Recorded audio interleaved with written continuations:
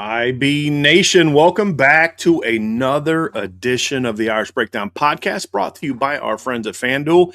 It is Monday, August 17th, Trevor, and do you know that 3 weeks from today, I will be sitting at my desk right here in the comfy confines of the Driscoll household breaking down Notre Dame, Wisconsin film. I cannot wait, but we have a lot to do before we get to that. Obviously, today is Buy Sell Hold Day. We're very excited about Buy Sell Hold. We're always excited about Buy Sell Hold because you guys have done such a great job this offseason of getting in Buy Sell Hold submissions. I'm actually going in right now, adding a couple late submissions for today's show. But Trev, listen, buddy, some news broke before the show started, and Notre Dame is ranked 4th in the AP poll. So before we get into the Buy Sell Hold, we are going to have some fun kind of going through the AP Top 25. To begin, Notre Dame is ranked 4th in the AP Top 25. It's kind of what I expected, Trev. I expected Notre Dame to be in the top 25 or in the top 5. I was not surprised if they were going to be ranked a little higher than they were in the coaches poll. The coaches have been there's more agenda in the coaches poll, let's just say it that way, than even there is in the AP poll. Notre Dame is only 3, so Notre Dame is 4th. The Irish received 6 first-place votes. There were, from what I can tell, 5 teams that received first-place votes. Ohio State had the most with 40. Oregon had the second most with 14. Indiana was 3rd with 8. Notre Dame was 4th with 6. And then Miami also had a first-place vote in the AP Top 25. The top 5 is Ohio State number 1, Oregon number 2, Georgia 3, Notre Dame 4, Texas 5. So, Trev, we'll start talking first and foremost about where Notre Dame is. Just a little note. Notre Dame was only 3 points behind Georgia for that number 3 spot. So Georgia had 1,513 votes. Notre Dame had 1,510. Georgia had 0 number 1 votes, but number 3, without diving into who voted for what, that means Georgia was consistently high, and there's some numbnuts and we know who those people are that are going to have Notre Dame way lower when you look at kind of where Notre Dame is in the individual voter rankings. So looking at it here, for example, there's one guy that's got Notre Dame 8. You're just going to find some of those. There's a lot more variation for where Notre Dame is going to be in some of these polls. And you kind of have an idea of who the people are that tend to rank Notre Dame lower, and we can have those conversations. My guy Dylan Sin, who covers Notre Dame covers Notre Dame, Indiana, a lot of high school stuff, he had Notre Dame 2. So shout out to him. Eric Hansen, who is an AP voter, he had Notre Dame number 2 behind Ohio State. So you'll see a little bit more variation for Notre Dame in that regard. But yes, the Irish are number 4 and knocking on the heels of being an even higher ranked team. So let's get into this, Trev. What are your thoughts first and foremost about Notre Dame being the number 4 ranked team in the country? Well, my initial thought is thank goodness football is this close that we're talking about the preseason top 25. Brian, it's been 261 days since we've seen him play football. Way too long. Way too long. Way too long. But I start thinking about, season kicks off in 20 days and there's an excitement in the air and there's a buzz about Notre Dame being 4th. It's the highest preseason ranking of a Marcus Freeman-led team. Previous highest was in 2022 when they came in ranked 5th. And I think it makes sense when you look at the list as a whole. Who's in front of them? Understandable. There's nobody ranked in front of Notre Dame where I'm like, this is blasphemous. How could you put Texas A&M above Notre Dame? It's nothing like that. Sure. But it makes sense. When the coaches poll came out and they were 5th, you and I had a conversation about it off air. We talked about it, on shows. It made sense. But we think in the AP poll, there's a chance that they come in at 4. But if they put him at 5, I'm not calling for people's heads or saying it's blasphemous or calling out voters individually. But seeing them at 4, I think it's a correct ranking. I think it's a good evaluation of their team and kind of what's laid out in front of them. We have no problem calling people out if they have dumb votes. It's just, and I'm going through them right now. to kind of find out who some of those people are. But no, look, my whole thing is I've said all along is I don't care where Notre Dame is as much as who's ahead of them. So if you want to have Notre Dame 5th or 6th, that's fine, but you better not have Texas ahead of them. Because if you say, well, what has Notre Dame proven? A whole lot more than Texas. Whole lot more than Texas. You want to have Oregon in front of them? Okay. Oh, Oregon can't win the big one. Yeah, but Oregon's been in the playoff the last 2 years. Notre Dame is not. You know what I mean? Like, Oregon did make it to the semifinals last year, which required them to win 2 games. And Notre Dame was sitting at home during the playoffs. So it's more so about who's in front of them. But other than that, I mean, I didn't have any issues with where Notre Dame was. I think 4 is fair. Just a little mini hint to win, because we're going to actually do our preseason top 25 next week, Trev, which will be one of the many really fun shows. Next week is going to be so much fun. We're going to make conference predictions, national predictions. It's going to be a lot of fun. But we're gonna have our top 25 next week, and I'll have Notre Dame higher than 4th. They won't be number 1 for me, but they'll be higher than 4th. But as we've said all along, anywhere in the top 5, I think is fair for Notre Dame. Ohio State should be ranked higher than Notre Dame based on how these votes are made and how I shouldn't say should be, is not the word I'm looking for. I'm totally fine if somebody wants to have Notre Dame behind Ohio State, because Ohio State has proven more in the past. So there's just a lot of things where this particular ranking doesn't get me fired up. I think it puts Notre Dame in a great place to start the season. They're in a really comfortable spot. I think that as long as they go out there and handle their business, I think that this puts them in a position where, hey, look, you handle your business, you're going to be in a great spot come playoff time. And at the end of the day, that's really what this is about. This is just about positioning yourself as best as you can to go into the postseason in a good place, from the standpoint of seeding and matchups and things like that. So, and for the record, the one person that voted for Miami number 1 is not someone from Florida.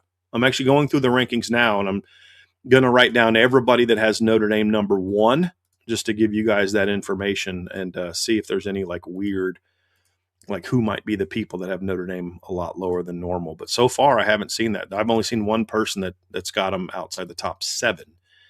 And we'll talk about her in a second. So anyway, Trev, that's just my initial thoughts on Notre Dame being ranked 4th in the AP top 25. Sticking along the Notre Dame lines, but kind of broadening the scope a little bit about to the rankings as a whole, Notre Dame plays 3 opponents as of right now in the regular season that are preseason top 20 teams, not just top 25 teams. Miami comes in the top 10 at number 7.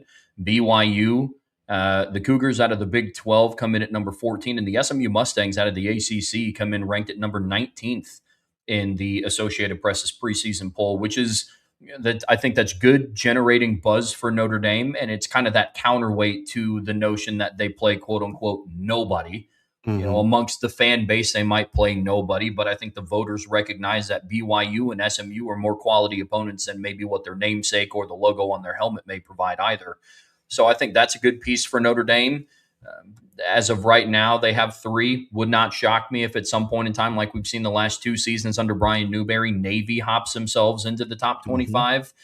Outside of that, it's a little bit longer of a road, but 3 for sure right now in the preseason top 25. Yeah, and looking at this, Navy's 31st.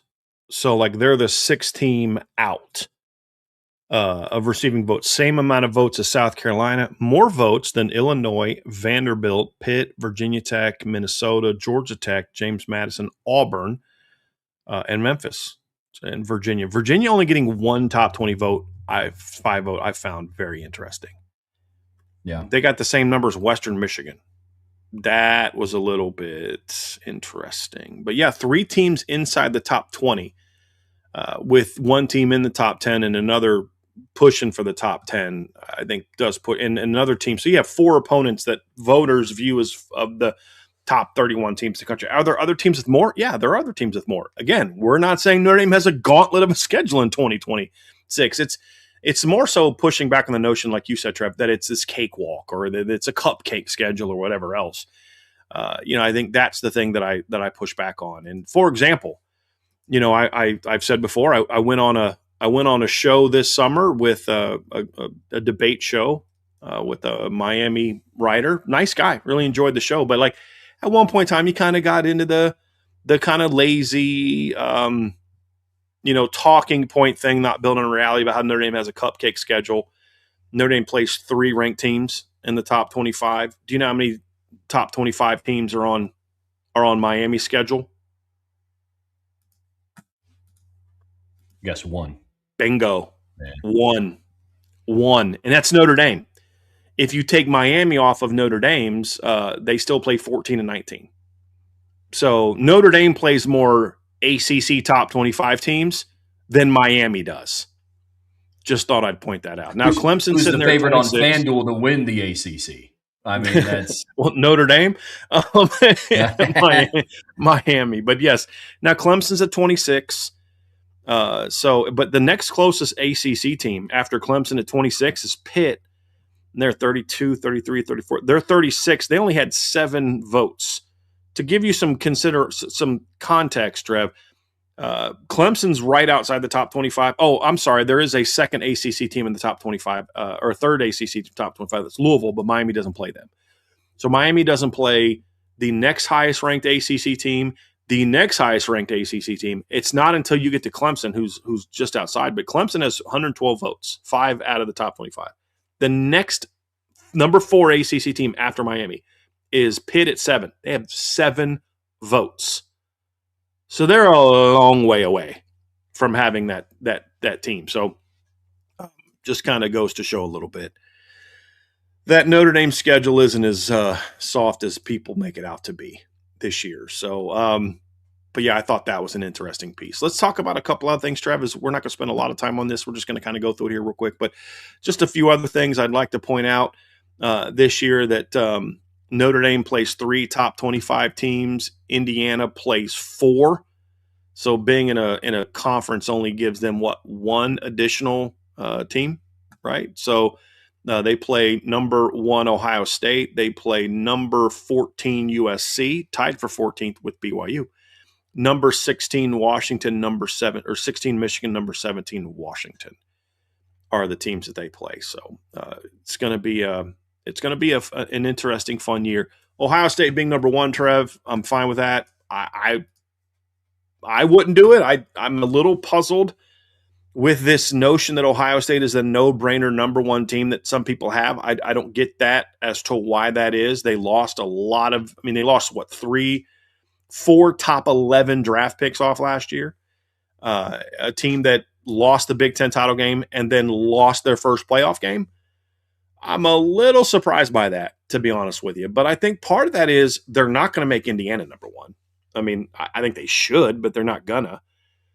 And who else is it going to be? Oregon? What did they do last year? Georgia, one and done in the playoff. Texas wasn't even in the playoff. So I do find that interesting that Ohio State being number 1 and having the runaway number 1. Like they have 41st place votes. And then Oregon is number 2 with 14. That's another one that surprises me a little bit. That Oregon's like the clear number 2 team. I thought was very interesting. Like Georgia at 3 is closer to number 6 Indiana than they are number 2 Oregon. So I thought that one was a little bit interesting as well. But I also think it goes to show that there's no-brainer number 1 team this year, in my opinion. You have 5 different teams that got votes. And you have, actually, hold on, 1, 2, 3, 4. Yeah, 5 different teams that got votes. And then 4 different teams got at least 6 votes. But of the teams in consideration for number 1, if I were to say Ohio State, Oregon, Georgia, Notre Dame, or Texas, of those 5, who makes the most sense to be number 1? It's Ohio. I'm fine with it being Ohio State, being that number 1 team. Yeah, as am I. Some of it's just kind of process of elimination of who you put at number 1. The other piece, too, I mean, we got a question about this, gosh, probably in a buy-sell hold around May. It was sometime post-spring, and I was looking down the road who we thought was going to be the preseason number 1 team. And I said at the time it would not shock me in the slightest if it was Ohio State. There's a couple of teams in there I think that have a handful of an argument to make, but I think Ohio State's argument's the strongest. My biggest takeaway looking at the AP top 25, especially in the top 7, Brian and I have been talking about We believe that there's 7 teams in college football right now that have the best shot to win a national title, and all 7 of those are ranked in the AP top 7. Ohio State, Oregon, Texas, Georgia, Notre Dame, Indiana, and Miami. Those are the top 7, not in that order, but those are the top 7. And then those are also the top 7 teams that we've been talking about as far as the highest opportunity for contending for a title this year. So I thought that was interesting takeaway too. But I'm with you. I'm not pounding my fist on the table saying that it's blasphemous that Ohio State's number 1. I assumed it was going to be one of them. I thought it was going to be them, Georgia, or Texas. I'm glad to see where Texas's ranking was where it was. I think the SEC bias is still strong in the AP top 25. Trev, 6 of the 11 teams, top 11 teams, are SEC teams, including an LSU team that finished last year unranked. And then, so it's actually 7 of the top 13 teams are SEC teams. If you throw Bama in there, number 13, I think the SEC is deeper. I think some of those teams are too high. I flat out believe that to be true. We're still on the Bama's better than BYU thing. That's fine.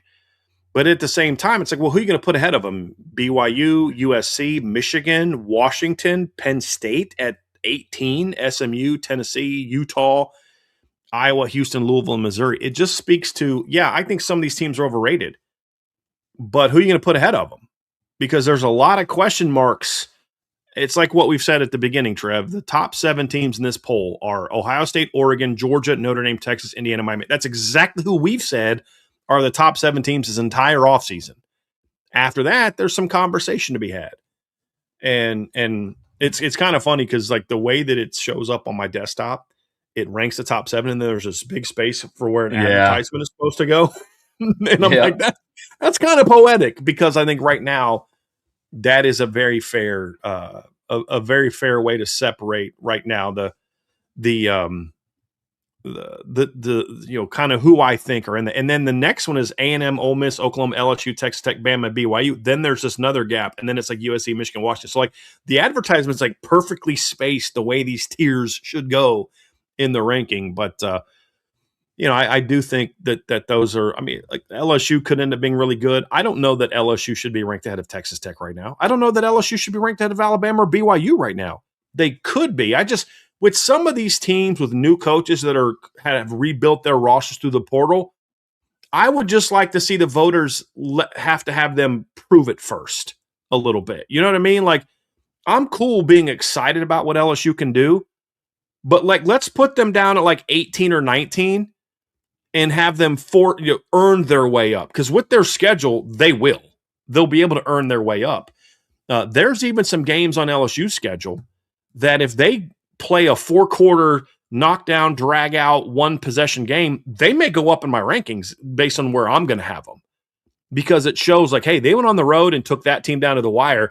That's not a win, but I now have a better feeling for how good that team is. Let's bump them up a couple spots. So Penn State at 18 is way too freaking high.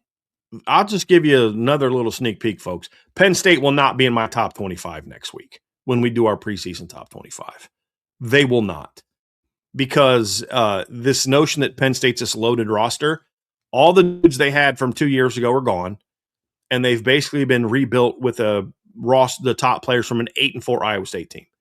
Now, if those players were coming into a roster that still had Dennis Sutton and Abdul Carter and Nicholas Singleton and I can't pronounce the guard that was taken in the top 15 of the draft this past year, Zane Durant, all those type of guys. I'm saying, okay, cool. Like, this team is still loaded. I don't think that they are. You want to put them in the top 25. It is what it is, but they should be closer to 25 than they are 15, in my opinion. That's another team that I think is way too high. That's the only one that I had a giant problem with being in the top 25. That's it. Everything else is just kind of, I'd probably have that team here, maybe there. But having that, even Michigan, I'm good putting Michigan in the top 25 because they were a decent team last year. And they have a lot coming back, and they've got a much better coaching situation than they had last year. Are we sure that Penn State's got a better coaching situation than they did last year? Are we? On top of having an inferior roster than what they had last several years, Michigan, I'm fine. We could argue where Michigan should be in the top 25. I have no problem with them being in the top 25. Same with Tennessee. Same with Utah. Same with Iowa. Same with Houston, Louisville, Missouri. I'm comfortable with all those teams. There's nobody outside the top 25 either, Trev, that I'm like, oh, man, that team is getting hosed. They should be in the top 25. There's nobody else that I look at and say, I'm pounding the table for that.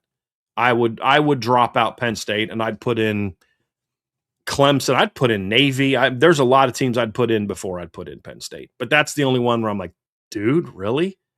You have them in the top 25? Everything else is, I think Houston should be higher. You know, I at the very least, you want to keep Penn State in, fine. Flip them in Houston. Put Houston up to 18. Put Penn State down to 23. Those are most of my arguments, Trev. Anything else that you see in there? Super underrated, super overrated, anything like that? No, I'm with you on Penn State. I think that's a little bit too high. I'm consistent with my thoughts on USC. I think being inside of the top 15 is too high, but I would still have them ranked somewhere in my top 25. I get it. It's, the USC is one of the teams that a lot of national analysts are kind of hitching their wagons to hey, this is going to be their year. This is going to be the year that Lincoln Riley and the Trojans get it done. Not upset they're in the top 25. I just wouldn't have them in my top 15. I am a little surprised that I'm scrolling through here looking at who received votes. I'm a little surprised that Arizona State didn't even receive a vote. I thought that was a little interesting. I don't think they would have been in the top 25. I get it. You lose Sam Levitt to LSU, and you have a lot of portal players coming in. That's it right there. But that's it right there. It's the notion that Sam Levitt's some great player, and now he's gone. Plus, they lost Jordan Tyson. How many AP voters do you think know who Omarion Miller or Reed Harris are? Let's be honest. Yeah, that's right. How many AP voters do you know have ever watched Cutter Boley play a snap of football outside the people that are from Kentucky and Tennessee? That's fair. Like that's where you see a lot of this. Here's the thing. I am good overall at the voting. People say, we shouldn't do polls. Yeah, I'm totally fine doing polls. I'll say this again. It's not the problem with the polls. It's when you make your preseason poll, and then once we're 2-3 games into the season, that should no longer matter. What you thought a team was coming into the season should only last for about 2 to 3 weeks, in my opinion. For example, and the reason I say not now, if it could only last 1 week if a team's like really bad. Sure. But like last year, LSU and Clemson are both ranked really high. They play a 4-quarter 17-10 game where it's like, okay, I don't know if these teams are both really good or these teams are both really bad. We don't really know. So you need a couple more weeks of data to really change your opinion. And then that data comes in and all of a sudden you're like, okay, this team needs to go. I think those are things that we need to, I think a good 2-3 weeks, but there comes a point in time very early in the season where you need to stop hanging on to what you thought was going to be and start basing teams on what is. But overall, I like polls. I think polls are good. I think polls are necessary because at the end of the day, the TV networks are trying to create a product and they're trying to sell that product. They're trying to create interest in games. And early in the season, you're going to have, this ranked team versus that ranked team. It does matter. It does sell. It does get eyeballs on it. It's just like I said, the polls are not the problem. It's maybe the way that we do the polls or the way that we hold on to our preseason ranking that might, tell us. So let's say Notre Dame starts the season, they're at 4, and they start the season 6-0. They beat Wisconsin by a field goal. They beat Rice by 10. They beat Michigan State by 6. They beat Purdue by 1. They beat North Carolina by 4, and they beat Stanford by 7. They're 6-0. Should Notre Dame still be the 4th-ranked team in the country? No. You know what I mean? Like, you have to allow the results, not just the wins and losses, but the way that they're playing determine who they are, not what you thought they were coming into the season. Does that make sense? So I'll use Notre Dame as an example. And that's my only issue with it. If they would just do more to do that, I'd be totally fine with I love preseason rankings. They're fun. I like to look at them. They're fun to talk about. It's good to create, matchups and TV excitement and all that stuff. Just holding on to the preseason ranking. And then the other issue is because things like this are used in like strength of schedule and stuff like that. By week 4, a preseason top 25 should not matter. And that's my biggest issue with a lot of strength of schedule stuff is that people will use these things and like never let it go.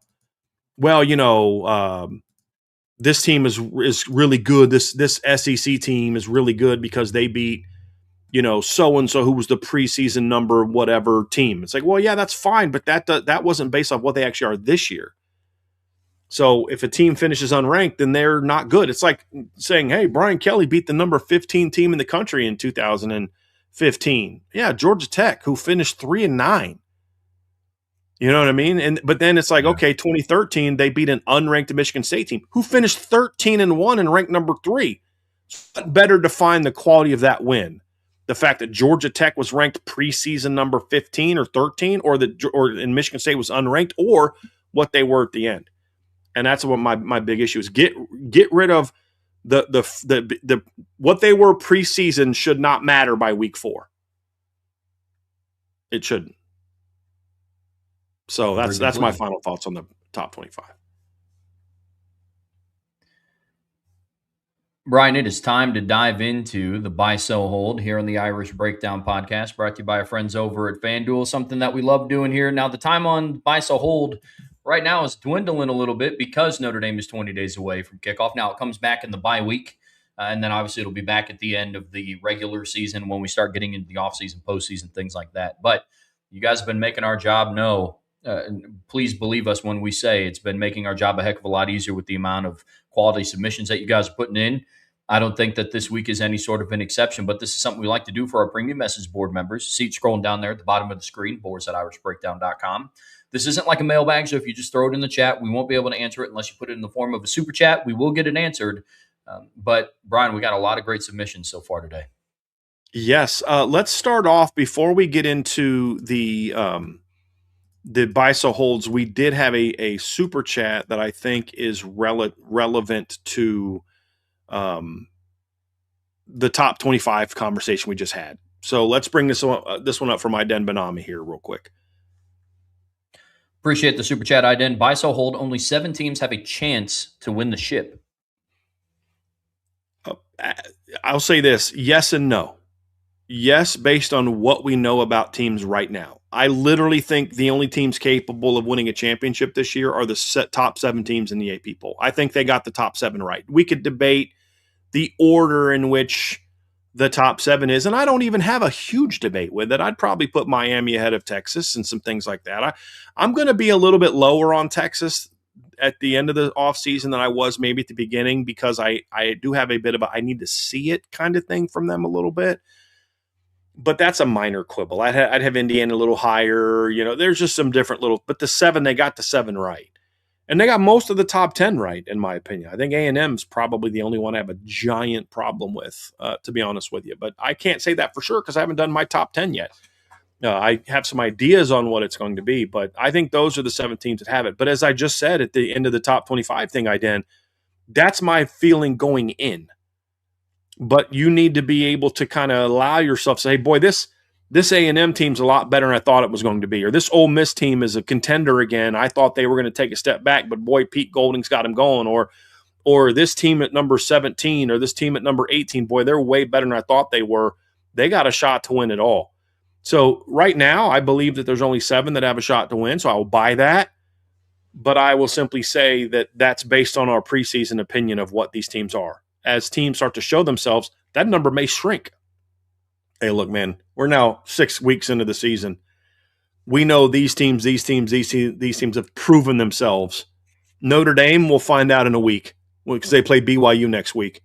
They're dominating the bad teams, but let's see what they do against BYU. But this team right here that we thought had a chance to win it all, nope, they're not. I mean, Texas left the month of September with 2 losses. They ain't it. Those are all the things that you say. You got to allow yourself to be moved by what teams actually do.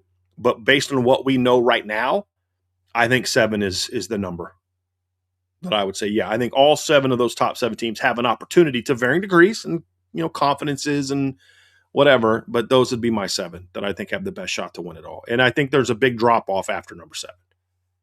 Whoever you think 7 is. Yeah, I agree. I mean, look, this is. When we're just talking about chances, I mean, I'm not going to get into this team has a 2% chance to win. I do hesitate to say like only 7, But like last year, I was talking about, Indiana is a potential title contender, but I didn't think they were going to have the season that we were going to have. They were going to have. To Brian's point, I think overall, I am going to sell that only 7 have a chance to win. I just think the top 7 teams have the least amount of questions compared to the rest of the field. And Mhm. Brian, I agree wholeheartedly that it's the top 7 and then there's a sizable gap. But I look at a team like Alabama. Alabama absolutely has the talent on their roster to win a championship. It's just, can Right. Kalen DeBoer get the most out of it? Right. So It's I'm a lack of again, I confidence that they will, and that's the thing that separates 7 from everybody else. Is 7, we know a lot more about the top 7 right now. The teams after them, they may prove themselves. Maybe Kalen DeBoer figures it out. yeah. Maybe Sam Levitt is what everybody else thinks that they are. There's all these things that kind of could factor in that could change that. Yeah, it's a great point, Trev. There are teams with talent, but their questions are way too great right now. Yeah. But does that change by the end of September? That's the question. I guess we'll see. Yes. It's one thing I cannot. That's why I'm so glad we're getting close to college football. We're Man. actually 2 weeks away from college football. Less than 2 weeks. Because there's week 0 games will be 12 days. Actually, is the first one on Saturday? Yeah, first week 0 game is the 29th. Yeah, and then the next week they start with some Friday games, correct? Yeah, it's USC, San Jose State. Then there's actually Thursday games starting that next week. Utah plays Idaho Thursday night, and Miami Stanford is Friday night. USC Fresno Friday night. UTEP Oklahoma's Friday night. So yeah, dude, I can't wait. I can't wait. Angela, so we're going to drive up to Wisconsin on Saturday and then get a hotel. And Angela's like, "What time do you got to leave?" And I said, "Whatever time we need to leave to get me to the hotel by 3:30." When Oregon and Boise kicks off, and then who's the other one at 3:30? Baylor Auburn. So whatever gets us to the hotel in time to be able to watch those games. I don't care what time we leave. Heard that. Then another super chat here from John Banco. He says, Nick Saban. Thank you for the super chat, John. I appreciate it. Nick Saban is the beast from the book of Revelation. IB Nation rules. I'm gonna not trying to get into a theological debate, but I'm going to go ahead and go out on a limb and say that Nick Saban does not have any of the attributes of the beast from the book of Revelation, which I'm just going to say no. I'm going to sell that one. That's fair. Not like Nick Saban. He does not like Nick Saban at all. All right, Trev, whenever we're ready to get rocking and rolling with our now submitted buy-sold questions from our subscribers. Just to remind you all, Trevor already said it, but just to remind you guys, if this is for message board members only, and if you got one in by 12 o'clock, then we got it on there. Otherwise, we're not able to do it. If you want to get one in during the show that you did not submit on the message board, we will only bring it up if it's a super chat. Otherwise, this is a thanks to our premium members. So, as always, we'll kick things off with salty Virginia peanuts.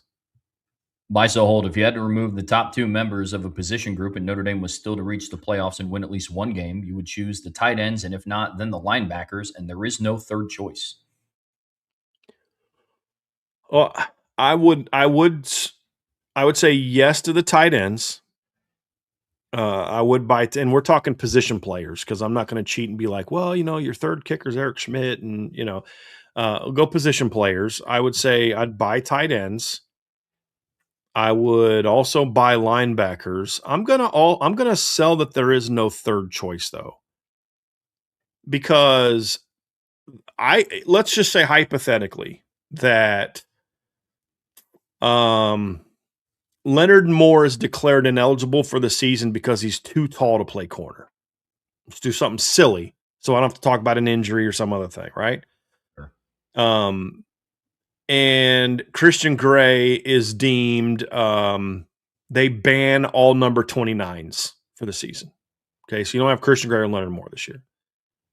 You have a cornerback room of DJ McKinney, Jaden Sanders, Dallas Golden, Mark Zachary, and Notre Dame lies on the depth chart about Aiden Pouncey, so he's able to play as well. So he's not deemed too tall like Leonard Moore is. And then you've got Kari Adams, and yeah, that's a pretty darn good cornerback group in its own right.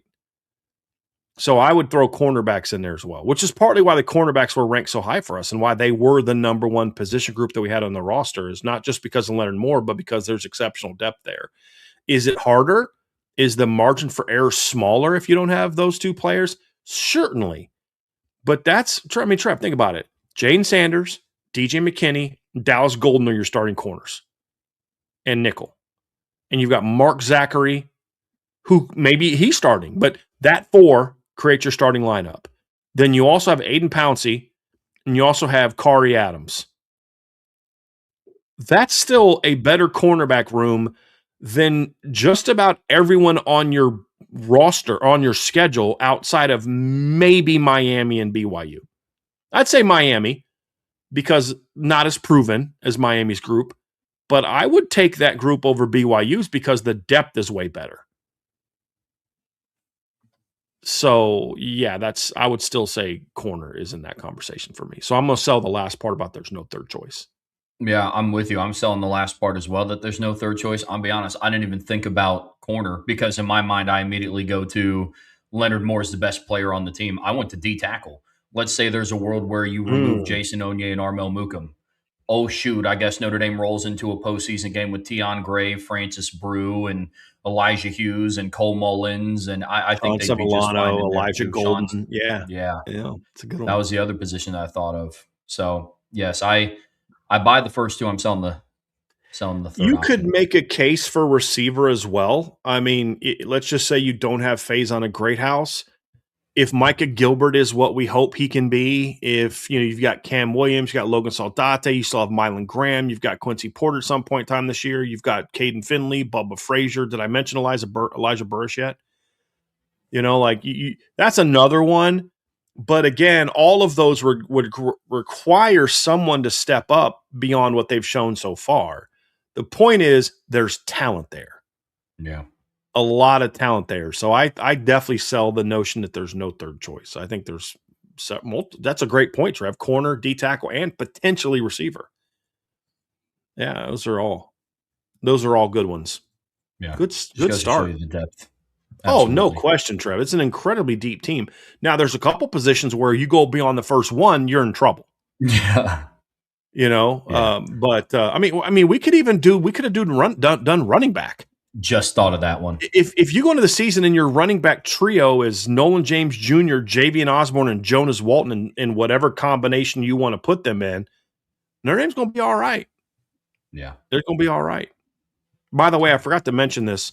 The six people to vote Notre Dame number one are John Wilner from the San Jose Mercury News, Mike Griffith from the Atlanta Journal-Constitution, Randy Johnson from the Minnesota Star Tribune, Kevin Carter from CBS Sports, Kirk Bowles from the Houston Chronicle, and this is a bit of a surprise for me, Trev, Reese Davis from ESPN.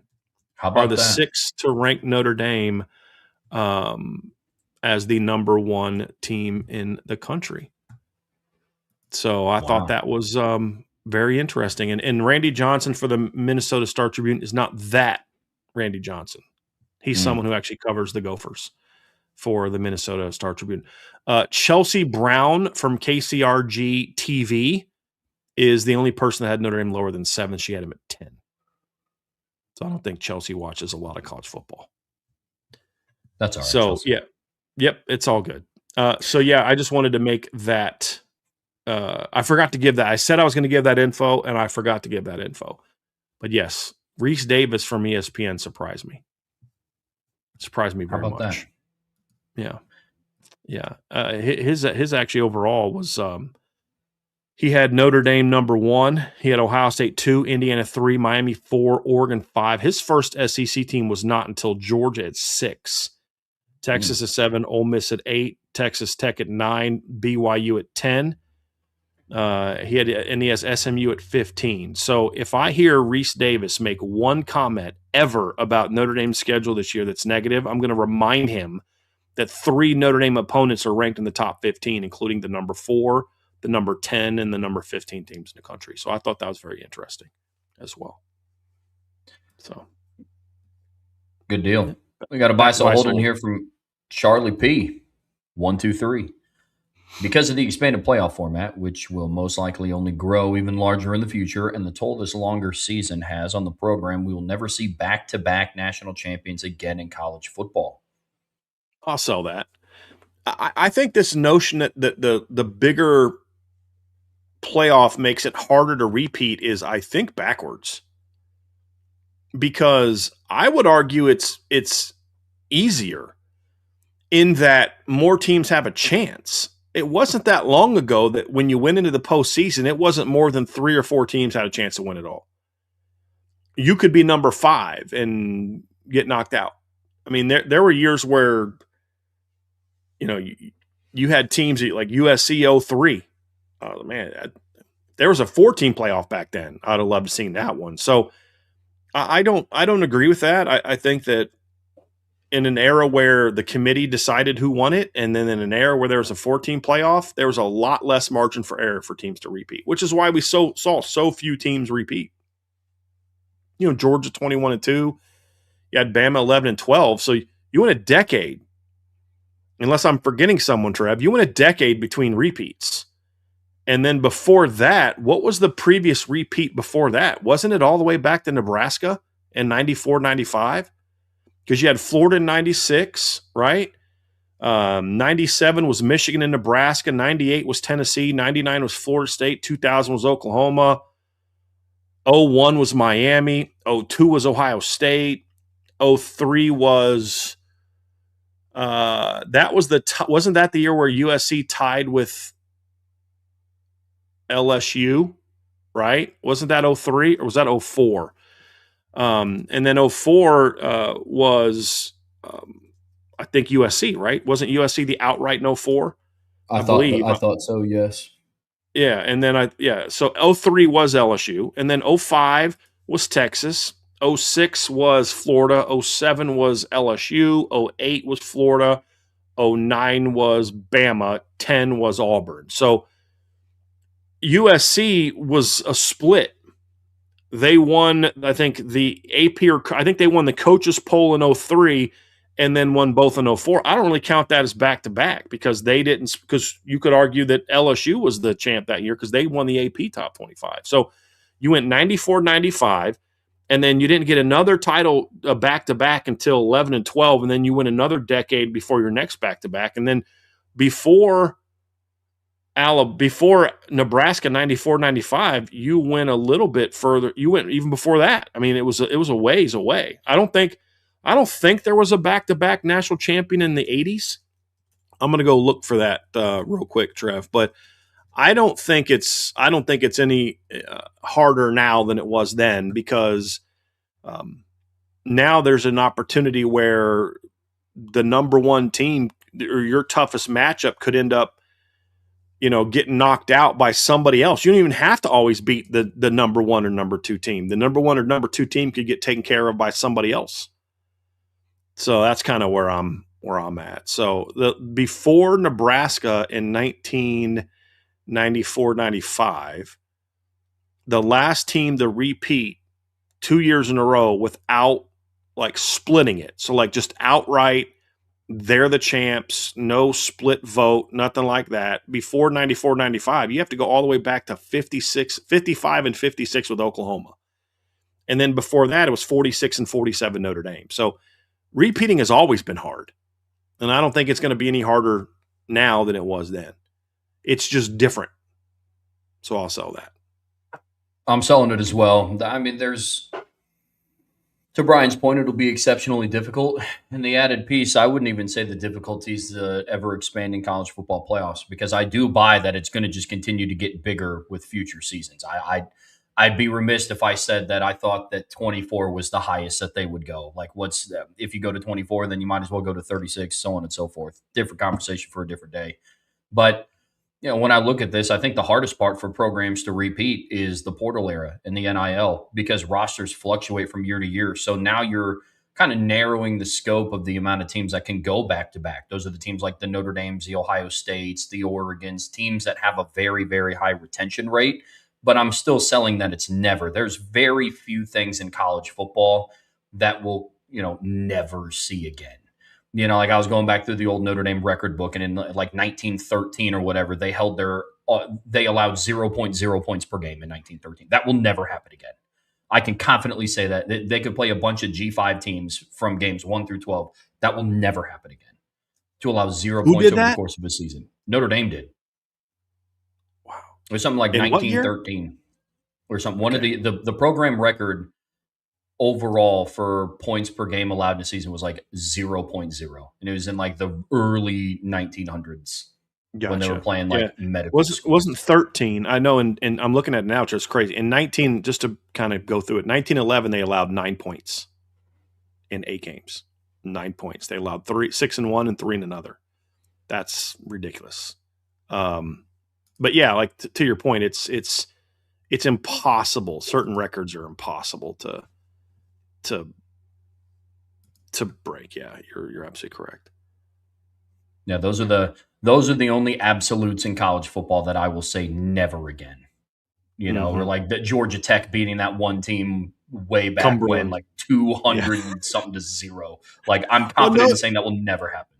Notre Dame had a game like that. I think it was it 1912, the year that they set the scoring record.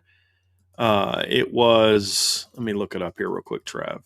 It was, yeah, they beat Saint Viator 116-7. I'm pretty sure that Notre Dame is never going to do that again. I'm going to confidently say that that's true. Yeah. They won't have another year where they score 116 points in a game. Although if I was Marcus Freeman, I would try my best against a couple teams. Yeah. I would. I'm not gonna lie to you. Agreed. But yeah, yes, please continue. Yeah, there's not a lot of nevers for either of us in that regard. I agree Yep. with you. It was 1903. You had the 3 right. You had the 19 Okay. right. It was just 03 instead of 13. Okay. They went 8-0-1, and they beat Michigan Agriculture, which I think is now Michigan State. They beat Lake 12-0. They beat Lake Forest 28-0, who's now a D3 team. They beat DePaul, not DePaul, but DePaul AW, which is now a D3 team. They beat them 56-0. They beat American Medical 56-0. They beat Chicago Physicians and Surgeons 46-0. They beat Kirksville Osteopaths 28-0. They beat Ohio Medical 35-0. They beat Wabash 34-0. And they tied Northwestern in a thrilling 0-0 football game. Yeah, so I'm going to go out on a limb and say that Trevor's correct. Notre Dame will never have another year where their scoring defense is as good as 05. I mean, I'm going to just say this. Notre Dame's going to give up a field goal, and I'm going to lose it and just say how Chris Ash is garbage because he couldn't even match the success of the 1903 Notre Dame team. What a bum. Gave up a field goal to Rice, and he couldn't even, like, yeah. So I'm obviously kidding. Oh, that's funny. From Iden Benami, buy, sell, hold. You dang near need a tissue box next to you in each episode of Here Comes the Irish. LOL. Dear Lord. That's on you, Trev. I haven't watched the most recent season. When you watch a movie that you've seen that has a sad ending, like you've ever seen Marley and Me, there's a reason why I've only ever watched that movie once. And it's kind of like you're just watching it, it's just going to end really sad. And that's how I felt watching the Here Comes the Irish documentary. But I did watch it. I'm going to sell it as far as needing a tissue box next to you, but I do buy the overarching, it was sad. Yeah, because you just know. Yeah, you just know. I can't do it.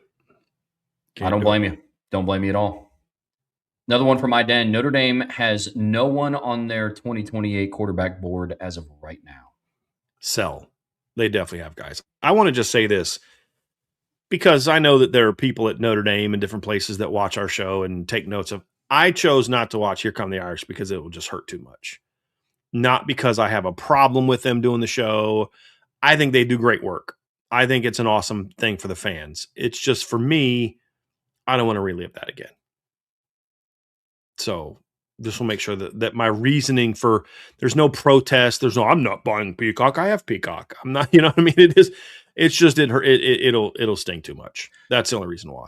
And watching kids talk and knowing what happened to them and I just don't want to, I don't.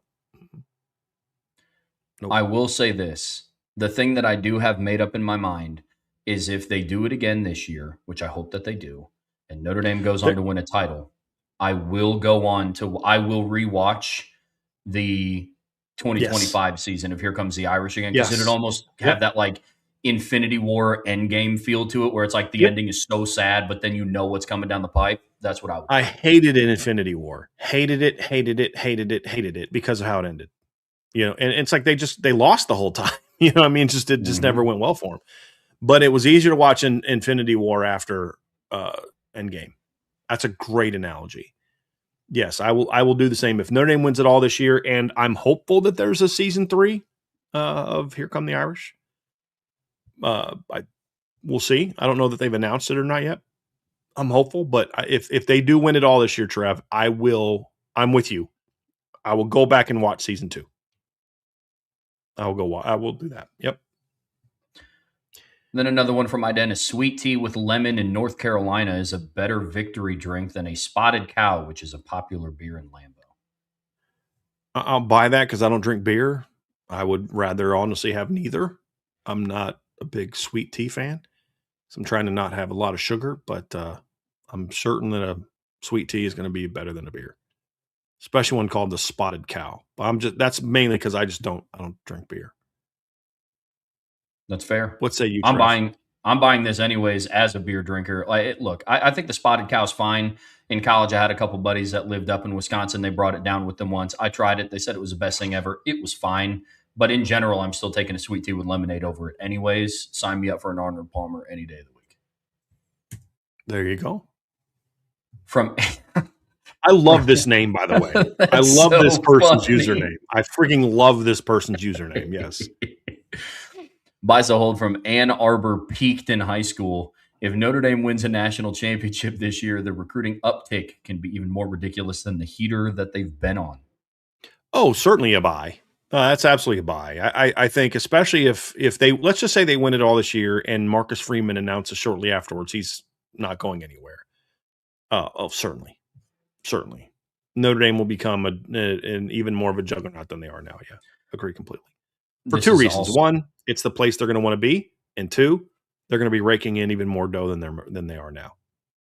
yeah, absolutely. I think if they get over that final hump, and they do what FanDuel has them projected to do, be one of the favorites to win the national title, and then do the job and get over that hump, I think they're going to be unstoppable on the recruiting trail. They borderline already are right now. This would just send it over the top.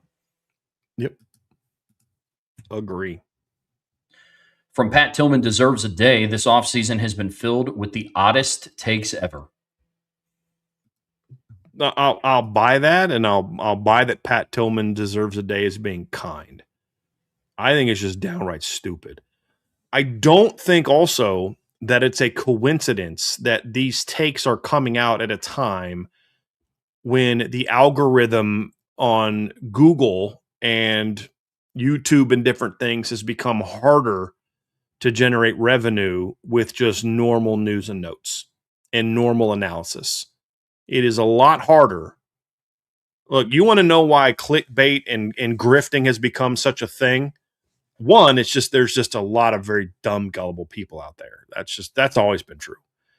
But like somebody was making a point yesterday, the what was his name? Richard Ramirez. He was one of the serial killers back in the 60s. I mean, 70s, I think. The son of Sam, like they'd have bags full of letters that women would write to that guy. Like, there's always been nutty people out there, right? But the reality is people have business decisions to make. And when the algorithm says, in order to make money, you have to do this, this, and this, some people have families to feed, and they have no choice but to do that. And that's why I think also partly why you're seeing an uptick in just bad takes is because not as many people care about the absurdity of their take as much as they care about what kind of engagement can they create with the take. And I'll just say, look, I don't want to say there's 100% certainty, but I'm extremely confident based on some conversations that I've had that there are people putting out takes they don't actually believe. They just know it's going to make them money. I promise you guys this, I will never do that. If I say something, it's because I believe it. And if I don't want something out there, I'll just won't say it. I won't talk about it. I won't ever put the opposite view out there. The only time that's an exception is when somebody asks a question about a recruit, a recruit going to commit, and I'll say, I'm not sure of this, this, and this, because I won't take the kid's moment. It's either that or I don't answer the question. That's the only time I'll say something that's not necessarily true. It's kind of partly true because until a kid actually does it publicly, it's not really a commitment anyway. But that's the only time. But unfortunately, YouTube and Google and a lot of these platforms encourage this type of thing. And that's why I think we're seeing more and more of it. Is because that's what you got to do to make money. And which means if you really want to make money, you need to even be more absurd in what you say and what you do. And everybody's looking for that next dopamine hit too. Did you see how many likes I got on that tweet? See how many hits we had on that show? And I'll be honest with you, that's a hard thing to deprogram. I've had to kind of force myself to not care about those things because it definitely is something you spend a lot of time on when you first start doing this. Like, yo, I got X number of likes, X number of views, and X number of this on this show or this tweet or whatever. You gotta force yourself. So I'm not even blaming those people to a degree because we all. I can't say we all. I was like vulnerable to that when I first started doing this stuff. You have to really work hard to not care about that stuff and say, am I putting out something that is truthful? Am I putting out something that's my honest opinion? And am I giving the Notre Dame fan base or any fan base real analysis? Whether I'm right or wrong, it's legit analysis. And it's my honest opinion. And as long as I do that, then if our success will be what it is. And I'll be okay with it. I'll be able to sleep at night. Yeah, I think that's a really good way of putting it. I do. I know we're going to talk later in the week, probably sooner rather than later, about some of the other takes that have just been coming out. But I'll just say this. The thing that bothers me the most about it is, let's just say hypothetically, if there was a team that was on a future schedule of another team that we like here, you had the opportunity to play them, but then you wait until they're off of their schedule so you can't face any potential retaliation for your stupid comments. Then yeah, I mean, it's the takes like that. It's people are removing the obstacle and then they get super loud about it. You hear all of this stuff coming out from like USC's camp about the Notre Dame rivalry after it is now off of the table, and other teams potentially from Bloomington in 2030 and 2031. But that's a different conversation that we'll have tomorrow. But that's what's been bothering me about. That's what's been bothering me about the takes. Yeah, we'll talk about that tomorrow. But speaking of just, there's a lot of dumb people out there, Indiana fans. I saw one moron for Indiana fans say, if Notre Dame wants to play Indiana, they should be willing to come to Memorial Stadium. I'm like, they were. Mm-hmm. Like, he just heard somebody say it, and he just regurgitated it because he heard somebody else say it. And that's just, sadly, that's the case. I love this comment from Chief Brody. I don't make money off my crazy chats. I do it for the love of the game. That's perfect. It's absolutely perfect. Yeah. Absolutely perfect. So I appreciate that. All right, let's keep rocking and rolling. Pat Tillman deserves a day has another one, Trev. Buy, sell, hold. If 2024 media coverage and social media was what it was in 2004, they put Steve in after Riley hurt his shoulder against NIU and go out to win. I will actually buy that. And so I had to wrestle with this for a little bit to really wrap my head around what he means. And here's what I think he means. The fact is there was no reaction to, well, what's going to happen on social media? How are people going to respond to this? How are they going to treat Riley, or how are they going to treat Steve, or what's the push going to be for the calls to have Steve replace Riley if Steve went out there and did do well? All those type of things. It was, no, we're going to do what we need to do to win this game. No, I'm not saying that it was a conscious decision to make this, but when something is the reality, it's not even really a. You have to think about how social media is going to. It's just baked into your thought process. It's just baked into your decision making process. So I can't say this for sure, but yeah, I could see that. I could absolutely see that being a thing where in 2004, you just do what you need to do to go win the football game. And at that time, Riley couldn't throw the football. He was clearly injured.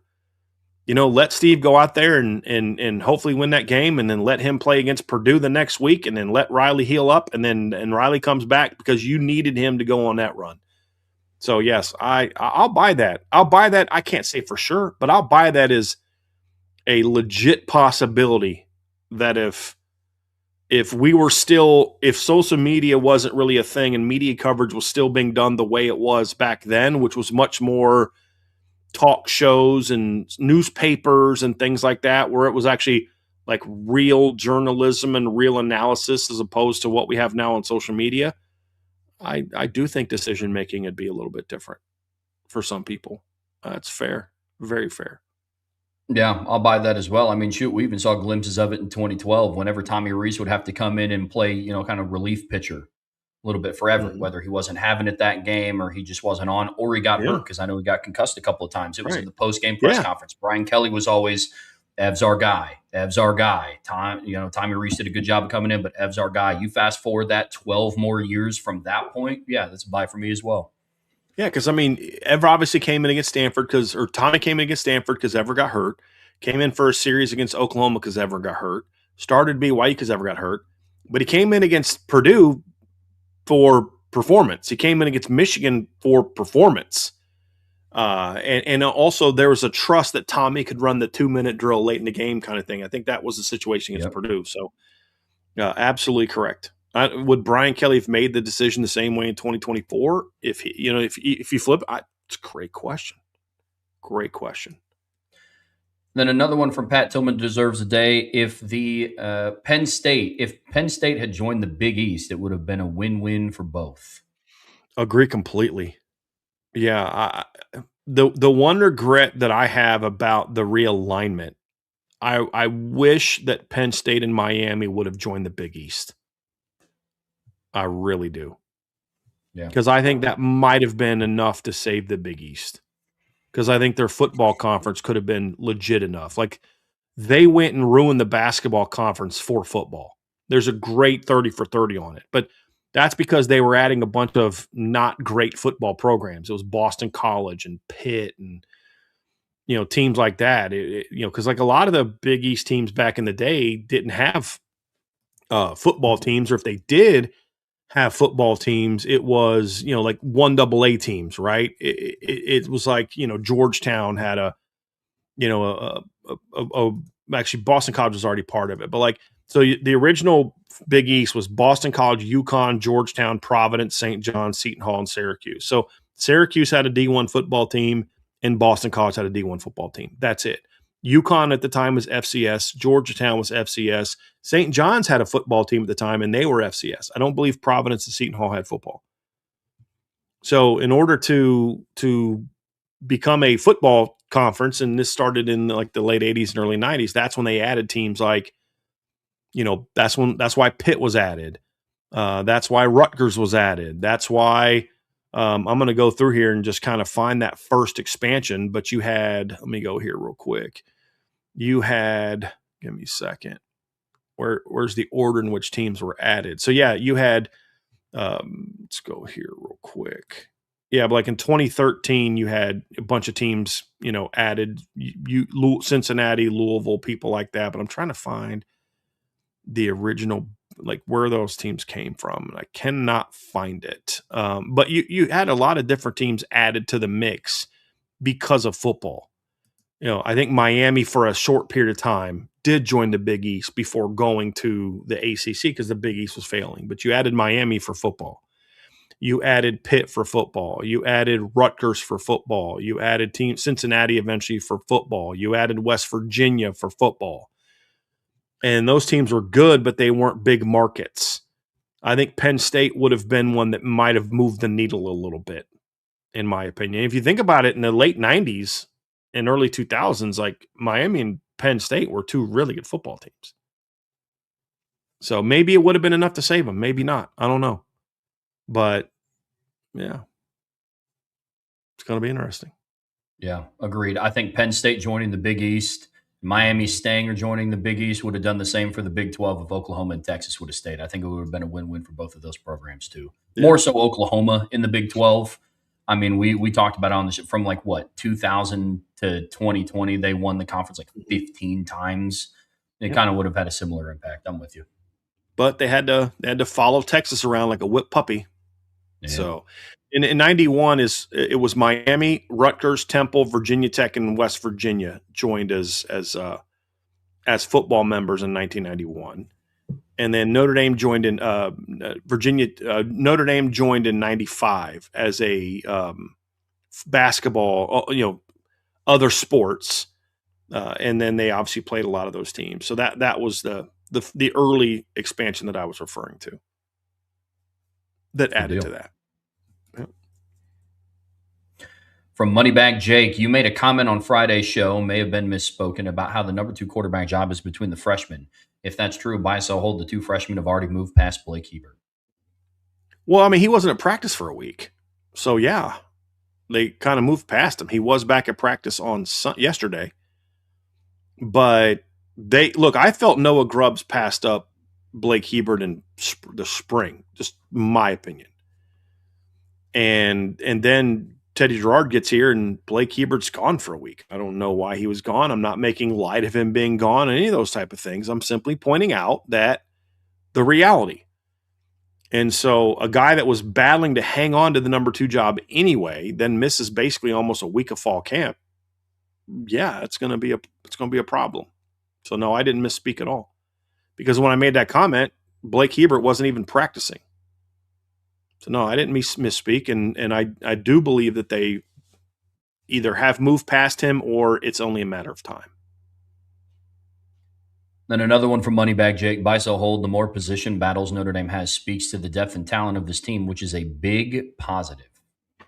In this case, I believe I'll buy that. Now, just having a lot of position battles doesn't inherently mean that. It could mean you don't have a lot of good players and you're not sure who's going to start. But in this particular instance, I think it is a good thing. Yeah, with the outlook of Notre Dame's roster the way that it is, it reinforces the ideology that Freeman, top down, want to play the best 11, best 22, best 5, if we're talking about the O-line, so on and so forth.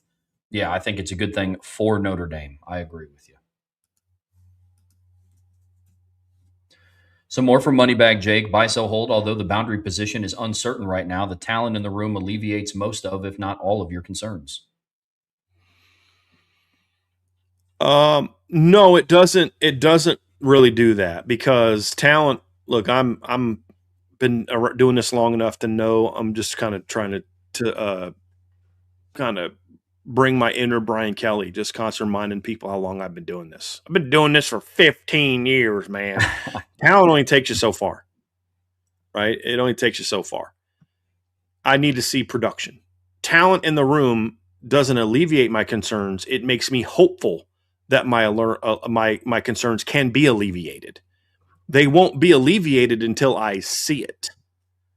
So I'll sell it. I think you're on the right track. The talent in the room is why I am I'm hopeful that they'll be okay. You know, Andrew, is it uncertain? I think it's a Gilbert show right now. Yeah, it's uncertain. How many career catches does Micah Gilbert have right now, Andrew? 9.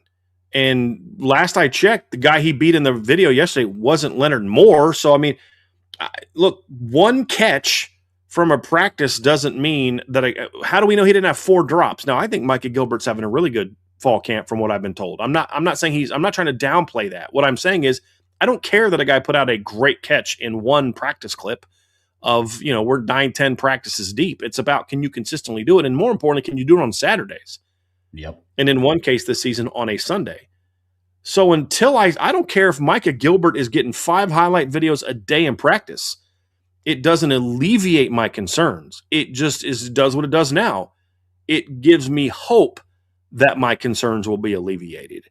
The presence of Micah Gilbert, the performance of Micah Gilbert, the presence of Quincy Porter, the presence of Devin Fitzgerald, the potential presence of Cam Williams or an Elijah Burris gives me hope that the position will be fine.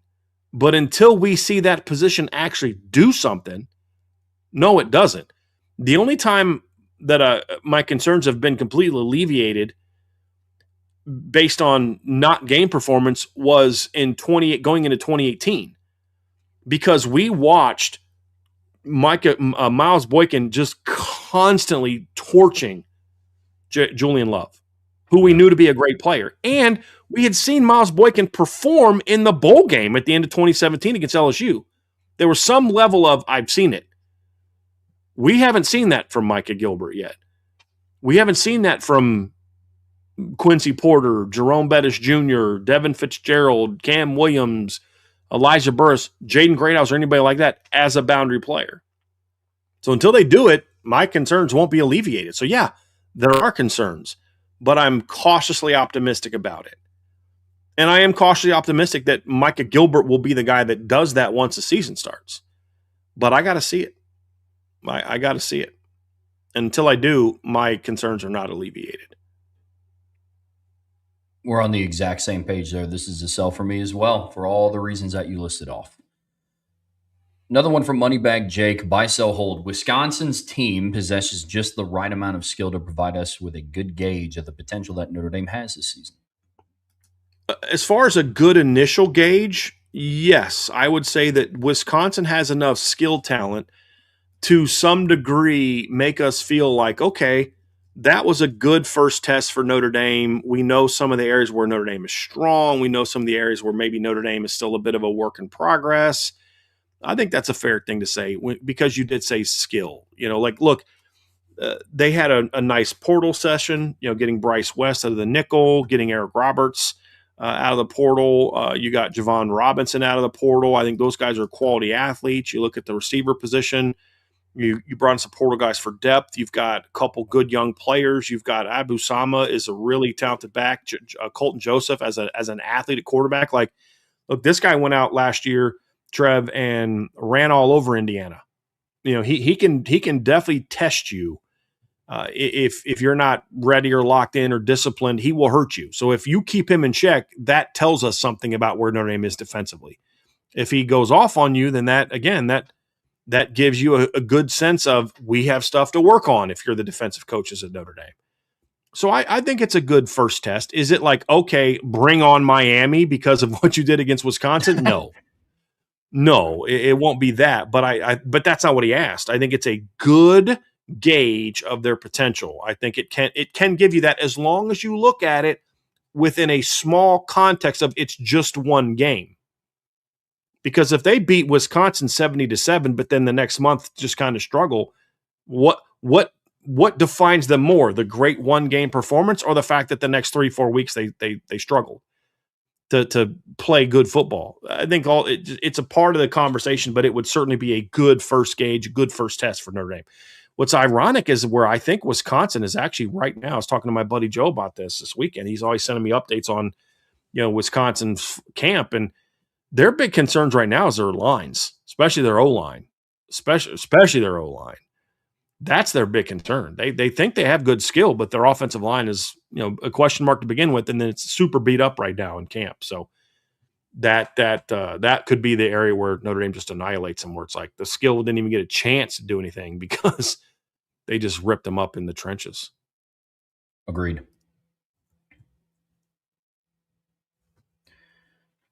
We got the buy sell hold here going on here on the Irish Breakdown podcast, brought to you by our friends over at FanDuel. Some really great submissions so far today. We have 13 reasons why. Keeping us rolling here. Indiana canceled the Notre Dame series for 2 reasons. Their hubris of thinking they'll still be relevant and will sell out their home games, only to realize the payday Notre Dame brings everywhere. And of course, the coach is soft and wants the Lincoln Riley path to the playoffs. Well, the first one, I buy that. I think that this is it's very short-sighted and stupid. In this era where money talks, revenue matters, the fact that, like, who I would be up and this is what shows that fans are just not smart at some of these places. Do you know who should be most pissed off about that decision?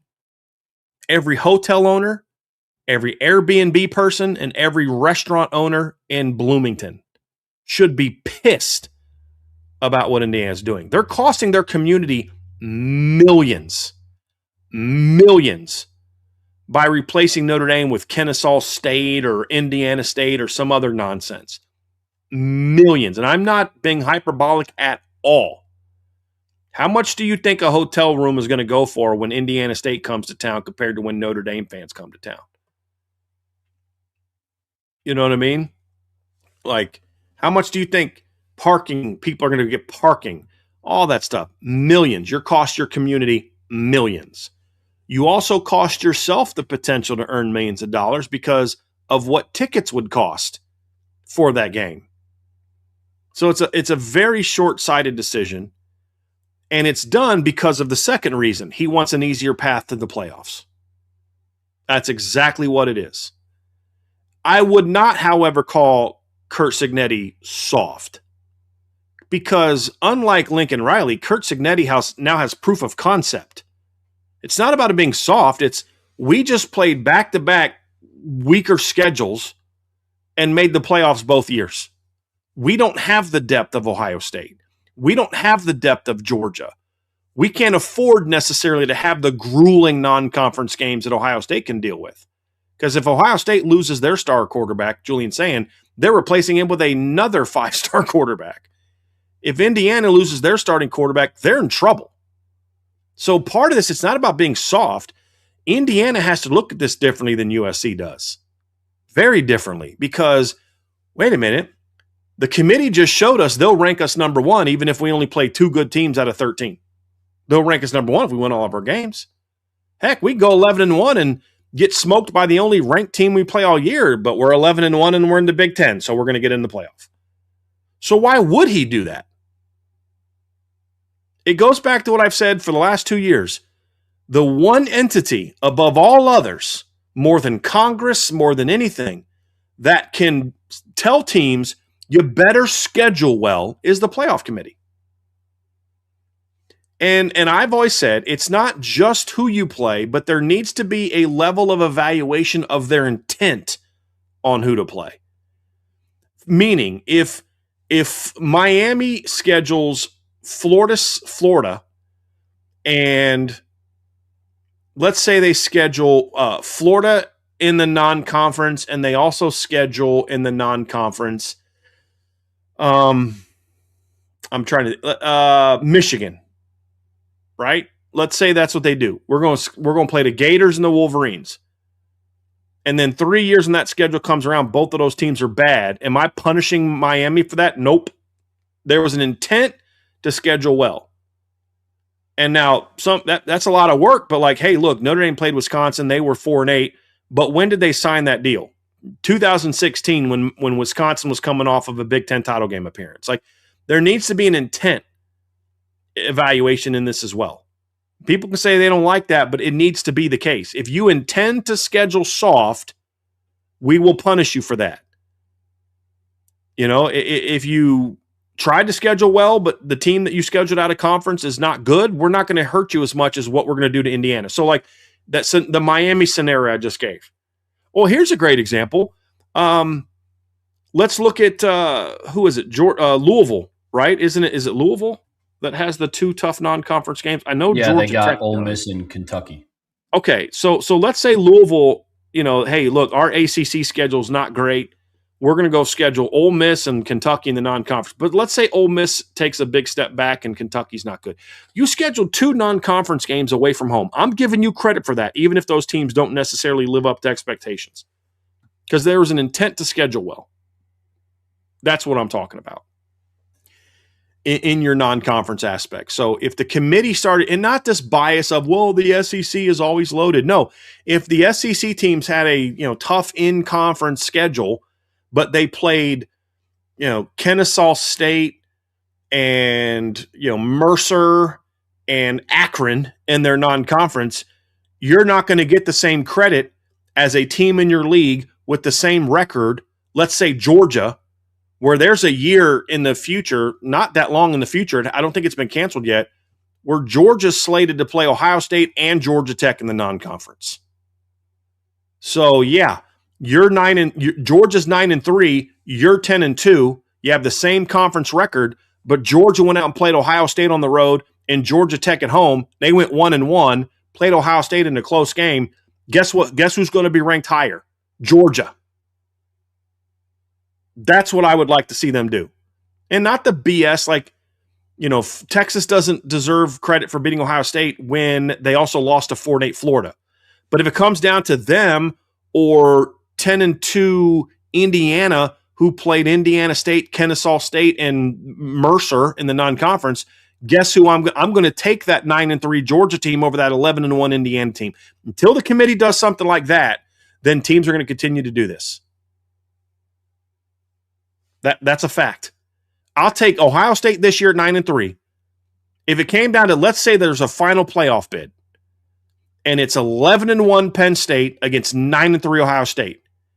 If the committee takes 11-1 Penn State over 9-3 Ohio State, then they are rewarding a team for intentionally scheduling a soft non-conference schedule.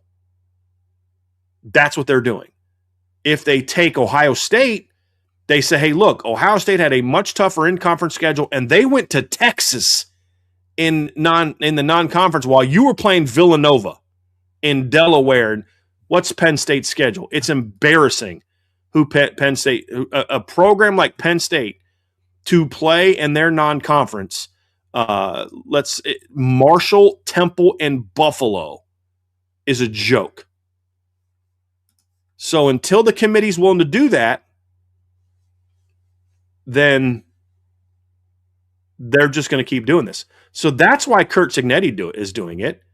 It's actually, here's the thing. I don't even have a problem with Curt Cignetti canceling the Notre Dame series. I don't. Because based on his experience, why should I play that game?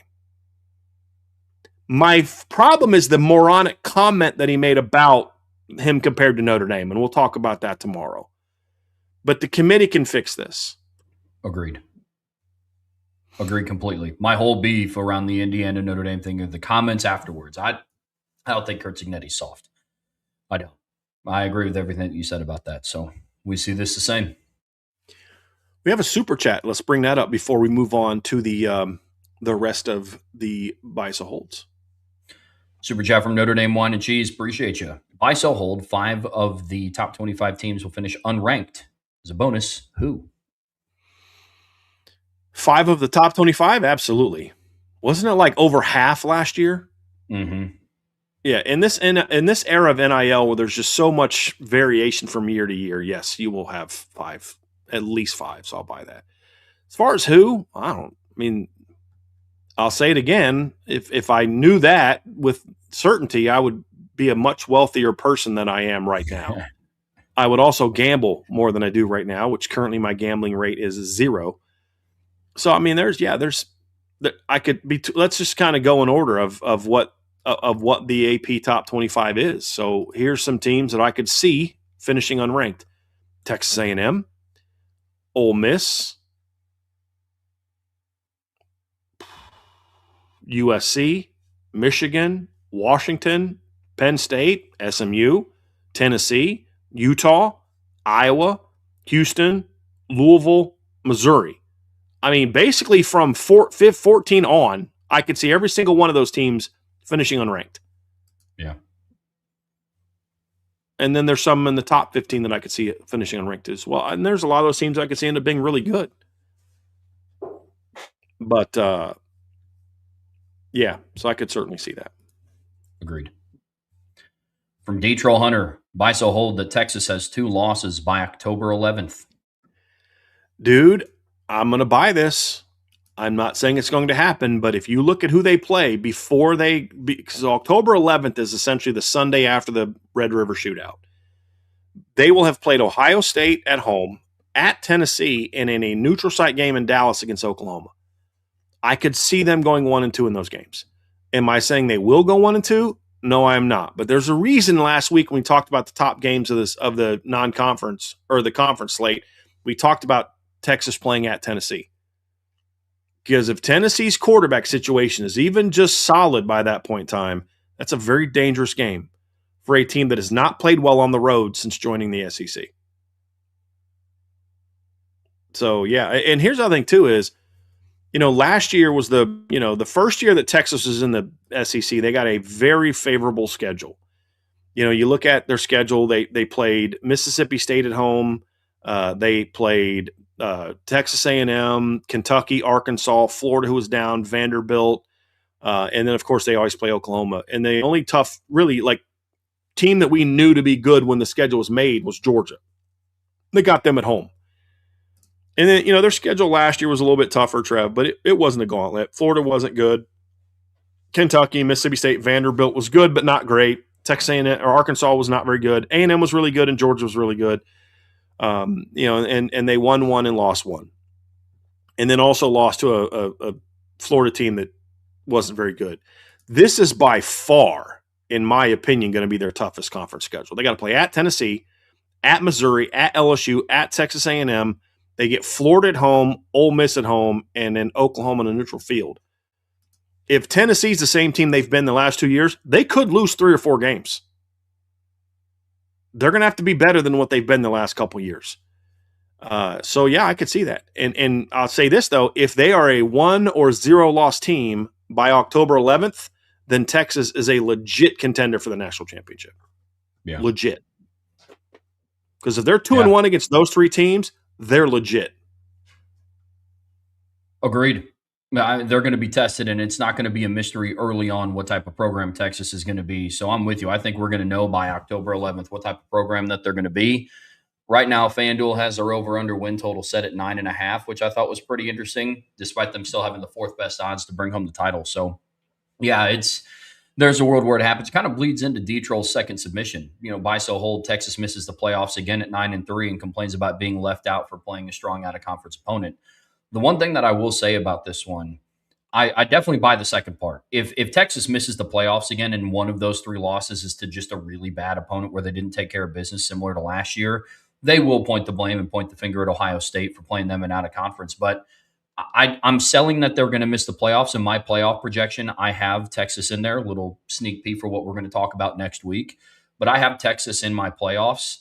But there is a world with that schedule, depending on who they lose to and who they beat, they would still have a outside chance. They'd be on the bubble at 9-3, making it kind of the similar conversation we had about Ohio State. If they have 3 losses, we could see them getting in. I think Texas's schedule is not as hard as Ohio State's grand scheme, but they're still very difficult. But D-Troll, I do buy that if they do miss the playoffs, they're going to point the finger at the wrong thing. Yep. If let's say they lose to Ohio State in a last-second field goal, and then they go on the road and lose to Tennessee in a real close game, and then let's say they beat Oklahoma, and they're 3-2. And at 3-2, they're still a top 15 team at that point in time, in my opinion. Top 20 at least.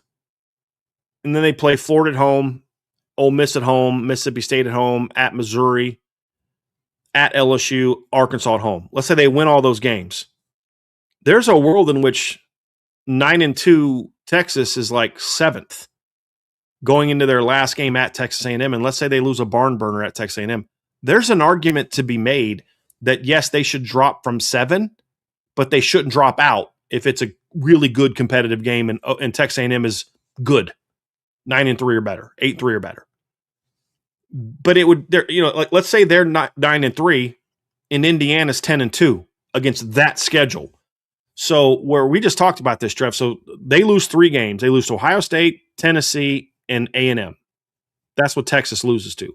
They would still have wins over Oklahoma, Florida, Ole Miss, Missouri, and LSU. At least 3 of those teams are going to be good this year. At least 3. Do you agree with that? Absolutely. Let's say Indiana goes 10-2 and they lose to Ohio State. So they both lose to Ohio State. And let's say they lose to Washington on the road. What are their wins? Michigan and USC? After that, their opponents are Purdue, Minnesota, Nebraska, Rutgers, Northwestern, Western Kentucky, Howard, and North Texas. So unless a couple of those Big Ten teams are way better, this is exactly what we're talking about. If the committee wants to say, play some good games, then you do reward Texas for going 9-3 with good losses and great wins. What hurt Texas last year is they had bad losses. They got blown out by Georgia, and they got beat by a very bad Florida team. They didn't get punished for losing to Ohio State. That actually bolstered them a little bit. It's the other 2 games. So that's the whole point, Trev, is when you look at it, is Indiana tried as best they can to make their schedule as soft as it could be. So at 10-2, they don't belong in over a 9-3 Texas team. And until the committee starts making decisions like that, 10-2 Penn State, 11-1 Penn State, in my opinion, probably doesn't belong in over 9-3 Texas if Texas's schedule is what we say it is. Because let's say that Penn State loses at Washington. So what's their wins? They beat USC and Michigan. Let's see how good they are. What's the rest of their schedule? Marshall, Temple, Buffalo, Wisconsin, Northwestern, Purdue, Minnesota, Rutgers, and Maryland. Who's to say that 11-1 Penn State team should be in over a 9-3 Texas team? Until the committee starts making those decisions, and not an 11-1 SMU or an 11-1 BYU from a small conference that doesn't have any power, until you punish an SEC or a Big Ten team for their bullcrap schedules, this is going to continue. And so I am hoping that a team like Texas goes 9-3, plays a great schedule, has 3 great losses and a lot of great wins, and they reward them over one of these Big Ten teams who are intentionally scheduling soft. Intentionally. Because then it says, okay, Texas, you want to do this, you better have that non-conference game that shows us how good you are. Even in a loss, shows you how good we are, how good you are. I think those things matter a lot. And that's why I say the entity that has the best opportunity to make a statement to the college football world, about how important it is to play people, until that happens, it's going to continue. It's really going to continue. And it's not just who you lose to, but also how you lose. Texas dropped from number 1 to number 7 after losing Ohio State. They should have, because they looked like crap in that game. It did not look like a top 3 team. But if that had been like a 31-28 game, back and forth game, or if it would have looked like the 05 game, then guess what? Texas doesn't drop 6 spots. That's kind of what comes down to for me. Sure. That makes sense. And then buy, sell, hold, Notre Dame should have brought in an experienced quarterback from the portal. I'm going to sell that they should have, because they tried. They tried to go get an experienced quarterback with that quarterback understanding that you're not going to be the starter, and they just didn't want to come. So you don't bring in a guy just to bring in a guy, because a guy's experienced doesn't mean he's going to be helpful. There's experienced quarterbacks that honestly, let's say that Davis Warren was willing to come to Notre Dame and be CJ Carr's backup and be that guy that comes in and takes over games in case CJ Carr goes down. I'd rather put Noah Grubbs, Teddy Gerard on the field, or Blake Hebert on the field than Davis Warren. Based on what we know of him now. Like I said, there's a world in which Davis Warren's a better quarterback than we think he is. He just was ruined by an absolutely terrible head football coach. That's possible, right? So, but based on what we know of him now, I'll give you one. Since there is the asterisk with him, let's say Ben Gulbranson was granted his 6th year of eligibility, and he wanted to come be the backup quarterback at Notre Dame and step in if CJ gets hurt. I would rather play one of the 3 young guys than Ben Gulbranson. Because Blake Hebert can miss a wide open crossing route, just like Ben Gulbranson did, but at least Blake Hebert can take off running and make a play and throw a dime 2 plays later. You know what I mean? Shoot, my freshman can do that. Mm-hmm. So no, you only do it if it's a guy that actually moves the needle for you should CJ go down. Experience doesn't always mean that you're good. Sometimes you're experienced because anybody better, you still stink. You're just an experienced bad player. That's the reality of it. So no, I would have I hate to say this, I don't think that Kane Madden stunk, but he wasn't what people thought he was.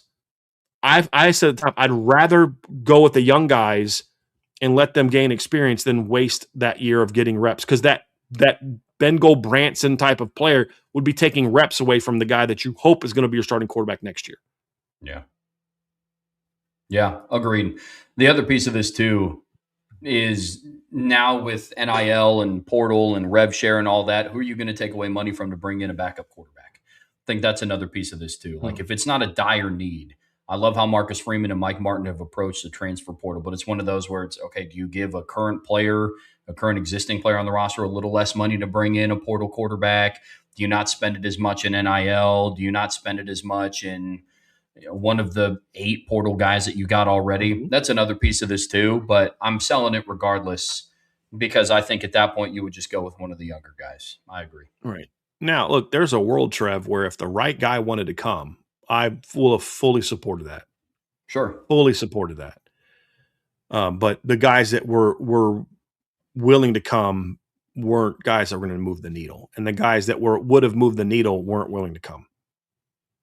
That's kind of how I view it. Like if Bo Prabula wanted to come to Notre Dame and, hey, look, man, I'm not going to be an NFL quarterback. I want to get my Notre Dame degree and just have to.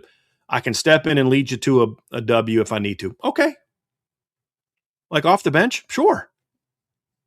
But he's not come to Notre Dame when he can go to Virginia and battle for the starting job. Right. If Eli Holstein was like, look, man, I had my time. I just want to get my Notre Dame degree and help out and do it, I'd have taken him. But that's not the quality of player that Notre Dame was saying no to. You know what I mean? Because those guys still want to start. And they went to places where they have an opportunity to start. Austin Simmons he was a wicked smart kid. Graduated high school like 16. I think isn't he like already didn't he like graduate from like Ole Miss like 19 or something like that? Something if he wanted crazy, to, hey, look, man, I'm not going to be an NFL quarterback. I want to go to Notre Dame, back up CJ Carr. Maybe next year I have a chance to win the job, but I understand that it's not promised to me. I'd have taken him in a heartbeat. But guess what? He's not going to come to Notre Dame and be a backup when he can go to Missouri and start. So that guy just wasn't out there. In theory, Detroit Hunter, I'm with you on that. Practically, there just wasn't anybody worth bringing in. There was nobody worth justifying taking reps away from Teddy, Noah, and Blake in whatever order you want to put them in. Some more from Detroit Hunter, buy, sell, hold. If it were not for the incredible job Curt Cignetti did at turning around Indiana, Clark Lee would be the talk of the coaching world for the job he has done with Vanderbilt. To varying degrees, I would buy this. I think Clark Lee did a fantastic job of turning around Vanderbilt. But Vanderbilt in the past had more promising seasons than Indiana had before Curt Cignetti took over, in my opinion. I mean, I've said this before. I said it before he was hired. I thought that Indiana perennially was the worst FBS power football team in all of college football. They were the first program to 700 losses. They had X amount of years long of a postseason drought. I mean, Vanderbilt, if my memory serves me correctly, was relatively decent under James Franklin when he was there, when he was the head coach. Curt Cignetti turned around the literal doormat of the Big Ten and turned them around in a way that it wasn't, hey, now they have a winning record. Hey, now they're going to the Camping World Bowl. They made the 12-team college football playoff before Alabama. They made it before LSU. They made it before, you know what I'm saying? So I think that's what's impactful about what Indiana did. Whereas I think Clark Lee, to your point, D-Troll, would be getting more attention than what he is now, but not to this degree, in my opinion. I actually buy it. I do think if it wasn't for Indiana, he would be the talk of the coaching world because of the perception about Vanderbilt. Like you said, though, James Franklin won 9 games there. Like they've had ranked teams in the past. I think he'd be getting talked about a lot more. I don't think he'd be getting talked about the way that Curt Cignetti is getting talked about. To your point, Trev, because Cignetti's success is so much greater. I mean, Vanderbilt still didn't make the playoffs the last 2 years. Right. And if Cignetti doesn't go to Indiana and Indiana's out of the playoff and everybody moves up a spot, Vanderbilt's still not in the playoffs last year. And Cignetti did it twice. With all due respect, Clark Lee gets a lot of credit for what he did this year. Going 7-6 last year wasn't exactly like oh my gosh, that's never happened at Vanderbilt before. So if he can now if he wins this year, if they go 7, 8, 9 wins this year after what they lost last year, now we're having a different conversation. But sure, yeah, I think he'd be talked about more, but he would not be getting talked about nearly the same way that Curt Cignetti is. To Trev's point, I agree. Here's another one, Trev, from Detroit Hunter. It says CJ Carr, buy so hold. CJ Carr will not win the Heisman in part due to how early he will get rested in games to get the younger players in game reps to help speed along their development. I sell it with this caveat. I do agree if he doesn't win the Heisman, I think this will be a reason why you go back and look at it. But I don't think it'll be – the reason why I'm selling it is because I don't think CJ Carr will not win the Heisman because he didn't finish the game against Rice or because he didn't play against Purdue. There, he's going to be evaluated by what he does on October 17th when they travel out to Provo, what he does in South Bend on November 7th, and then how he finishes their home slate against SMU on November 21st. Right. Those are 3 games where I just don't see CJ Carr getting taken out of to get younger players developed. We also started to see as the season went on, Jeremiah Love get a little bit more touches when his Heisman race started to garner a little bit more attention as well. There's a part of me that thinks now they won't sacrifice him getting hurt. And they're not going to air it out later in games, but I think they'll play a part in that because I think CJ put in the work to earn the opportunity to compete for the Heisman. So I think we could see him playing in a little bit more third quarters this year against bad teams. But again, the reason why I'm selling it is because I think that we're going to see in the moments that he's going to be evaluated for those quote unquote Heisman moments, I think he's going to play the full game against BYU, Miami, and SMU. I'm definitely selling this, Trev, because I think number one, this timing of the games matters. To your point, a lot of those games are going to be early.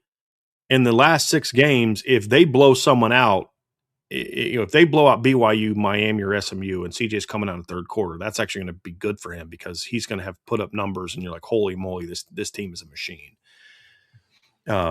Number one. Number two, I think if you look at last year, Trev, also, I mean, that's not a whole lot different than what happened with Fernando Mendoza. I mean, look, in the regular season, he had 3 games of less than 200 yards. He had another game of 201, 215, 218, 222 in the I mean, his last 4 games, it was he threw touchdowns and they were a dominant team, and he got a lot of the credit for it.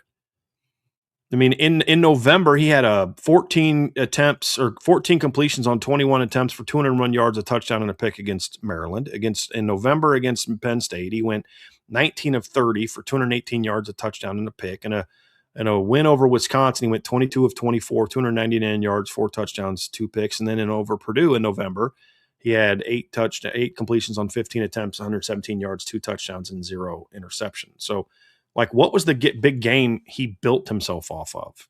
Oregon? No, because he didn't play very well that game. He did okay against Ohio State, but it was more of he was the starting quarterback on the best team in the country. That's why Fernando Mendoza won the Heisman last year. That's the only reason Fernando Mendoza won the Heisman last year, and there wasn't a legit number 2 option at quarterback because you weren't going to give it to Julian Sand. He put up really nice numbers, but he wasn't their best player, not even close. You weren't going to give it to Diego Pavia. And you should have given it to Jeremiah Love. He was the most outstanding offensive player in the country last year, in my opinion. But,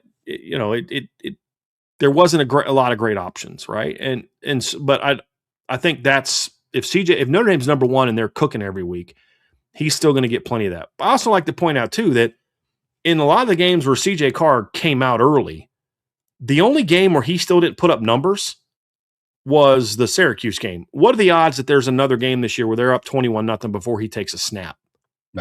Most likely, if they're up 21-0 halfway through the first quarter, it's because CJ did what he did against Purdue and goes over the top for 75 yards in the first play, or throws a swing route to Aeneas who houses it, something like that. He'll be putting up numbers. But I just point this out. Notre Dame had just as many blowout wins last year as Indiana did. And in the regular season. Matter of fact, let's see here. They had 1, 2, 3, 4, 5, 6, 7, 8. They had 8 wins of last year, Trev, of 20 points or more in the regular season. Notre Dame last year, I think, had the same number. They had 1, 2, 3, 4, 5, 6. They had 8. They had 8. Both teams had 8 wins of 20 points or more last year. Same number of blowouts, but CJ only had 2 games where he threw for under 200 yards. In the regular season, Mendoza had 3 in the regular season. No, 1, 2, 3. In CJ's blowouts, he comes out early against Purdue. He still goes 10 of 12 for 223 yards and 2 touchdowns. The next blowout is against Navy. He still goes 13 of 16 for 218 yards, 3 touchdowns, and no picks. The Syracuse game was the anomaly, but even against Stanford, he went 17 of 27 for 205 yards and 2 touchdowns. So he's still going to put up numbers. And the way if they're putting in those blowout wins, he'll still. I mean, and then the other game where he had a blowout win where he came out early was against Arkansas, where he went 22 of 30 for 354 yards and 4 touchdowns and didn't play the last quarter and a half of that game. So I think CJ will still put up numbers in those games. Combine that with what Trevor said, which is he'll be playing money spotlight games in October, November. And I don't think that would be the reason he doesn't do it. I think if CJ Carr doesn't win it, I think the number one reason is because he doesn't play well in those big games in the second half of the year.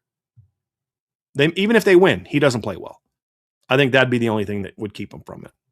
I would say that, or kind of like what we talked about with Notre Dame as a team and their odds to win the title. There could just be a player out there that has like I think a Trinidad Chambliss. You and I are not high on Ole Miss. We don't have them making the playoffs or anything like that, or making a run at the title. But there's a world where Trinidad Chambliss throws for over 3,000 yards, rushes for 1,000, and is the only reason his team has 9 wins. Maybe CJ has a heck of a year, but then a player like Trinidad Chambliss just has this exceptional statistical 4,200 yards, right? 40, yeah, exactly. Those are the two obstacles. That either CJ doesn't play well, or there's just another guy who it's like, yeah, CJ was great, but look at what insert other player here did. Something like that. We have an interesting super chat, Trev, from Connor Grant. Thank you for that, Connor. Appreciate the super chat, Connor. Buy, sell, hold. The 2026 Notre Dame team loses to the 25 Notre Dame team, both fully healthy. I'm going to sell that. And here's how I'm going to sell that. The only way that you could tell me, that you could get me to say buy this, is if you said you get to take the November version against Notre Dame 25 against the September version of Notre Dame in 26. That's the only way I'd buy it. Because you're getting a team that's 2 months into the season and worked out all their kinks against a team that's still working out those kinks. Even if they're blowing people out, they're still working out those kinks. And Notre Dame, but if you say take them at the same stage, September 25 against September 26, I'm taking September 26. If you ask me October, I'd take October 26. If you ask me November, I'll take November 26. I think this team is overall a more talented team. Also, you say both full health. Okay, so we'll take healthy Drake Bowen last year, all that. But here's part of it. Even with the health, this year's team is going to be much further along defensively, even with the same players this year than they were last year, because they're in year 2 of that system as opposed to year 1. They're in year 3 of the offensive system as opposed to year 2 with a first-year starter quarterback. It's like what Trevor's talked about all offseason. One of the things that makes this team different is this is the first time Marcus Freeman has had both coordinators return, and this is the first time he's had a starting quarterback for a second straight year. Both of those things are happening at once. In every scenario, I think the 26 Notre Dame team is going to be better than the 25 Notre Dame team. You can make a case that the Notre Dame won't have anybody as good as Jeremiah Love on offense this year, and that's very fair, and it wouldn't shock me if that were true. But I also think overall, the quarterback will be better, the O-line will be better, and I think the receivers can at least be as good, if not better. The only two positions where Notre Dame might take a step back are in the pass game at tight end and at running back. But I would argue the blocking at tight end is going to be significantly better than what it was last year, and I think that difference could be greater than what the pass catching difference could be this year. So, and then defensively, they should be better on every level of the defense. Every level of the defense. They lost what off their defense last year? Some good edge players, right? Josh Burnham, Junior Telemaka, Jordan Bataho. They lost a 6th-round draft pick at D tackle, a really good, scrappy rotation guy at D tackle, Donovan Heinisch. Love Donovan Heinisch. And you're replacing him with 2 transfers that are bigger and stronger. You're also got Onye back, Armel Mukum's breaking out. Everyone at linebacker's back. And in the secondary, you've got to replace Devontae Smith. And you're going to replace him in the starting lineup with either Jaden Sanders or DJ McKinney. Now, when I mean starting lineup, I mean 5th DB. Obviously, you're replacing him directly with Christian Gray. But like as far as like the 5th DB, those guys are both more talented than Devontae Smith. And you also have better depth. And then all the young players from last year, all the freshmen. Look, Trev, we've talked about it. The 24 and 25 recruiting classes had some very talented players in it, especially 24. Well, now all those 24 kids are now juniors. And all those really talented freshmen last year that we loved so much are now sophomores. Will Black, Dallas Golden, Mark Zachary, Matt Framel, guys like that are now sophomores. You know, all that really talented 24 class, CJ Carr, Micah Gilbert, Aeneas Williams, Keedron Young, Anthony Knapp, Gerby Lambert, Bryce Young, that whole sophomore class, Bryante Johnson, Kingston Viliama Asa, all those guys are now juniors. And that's partly why we're so excited about this team. So if you take it at any point in time, a direct comparison between those two teams, or if you just look at it holistically, in every remote direct comparison, I'd take 26 over 25 as a team. Agreed completely. This is a sell for me as well for all the reasons you listed off. I like the submission though. Like it's a good conversation starter to have, because we have said we thought they were the hottest team in college football in November last year. We've said that. So it's a fair conversation to bring up, but I the fact that I sell it is why I'm excited about this team. So more from D-Troll Hunter, buy, sell, hold. Notre Dame will pick the quarterback with the highest upside to be QB2 to take most of those reps throughout the season, not the highest floor. I'm going to sell that. I think the only way they do that is if there's an enormous gap between who the guy is that is the highest ceiling and everybody else, which I don't think that there is. The reason I'll sell that is because we have to look at track record. CJ Carr had a significantly higher ceiling than Steve Angeli did 2 years ago. Significantly. But Steve Angeli had a higher floor than CJ Carr did. And they went with Steve Angeli. And I think the same thing will be true this year. I think they're going to get the guy ready that they think gives them the best chance to go out there and win you a game this year. Now, that may change. And this is what Marcus Freeman has said over and over again. That guy may not be the same guy in November as it was in September. And that's where I think your comment could come into play. But that's because the higher upside guy has now raised his floor and gives you a better chance to win. But if let's just say that they view Teddy Gerard as having the highest ceiling on the team, and I would think I think that's kind of accurate. That if you were to get all the Notre Dame coaches into a room and put the lasso of truth around their wrists, I think they would all tell you that from a pure upside standpoint that Teddy Gerard's the top guy in the room after CJ.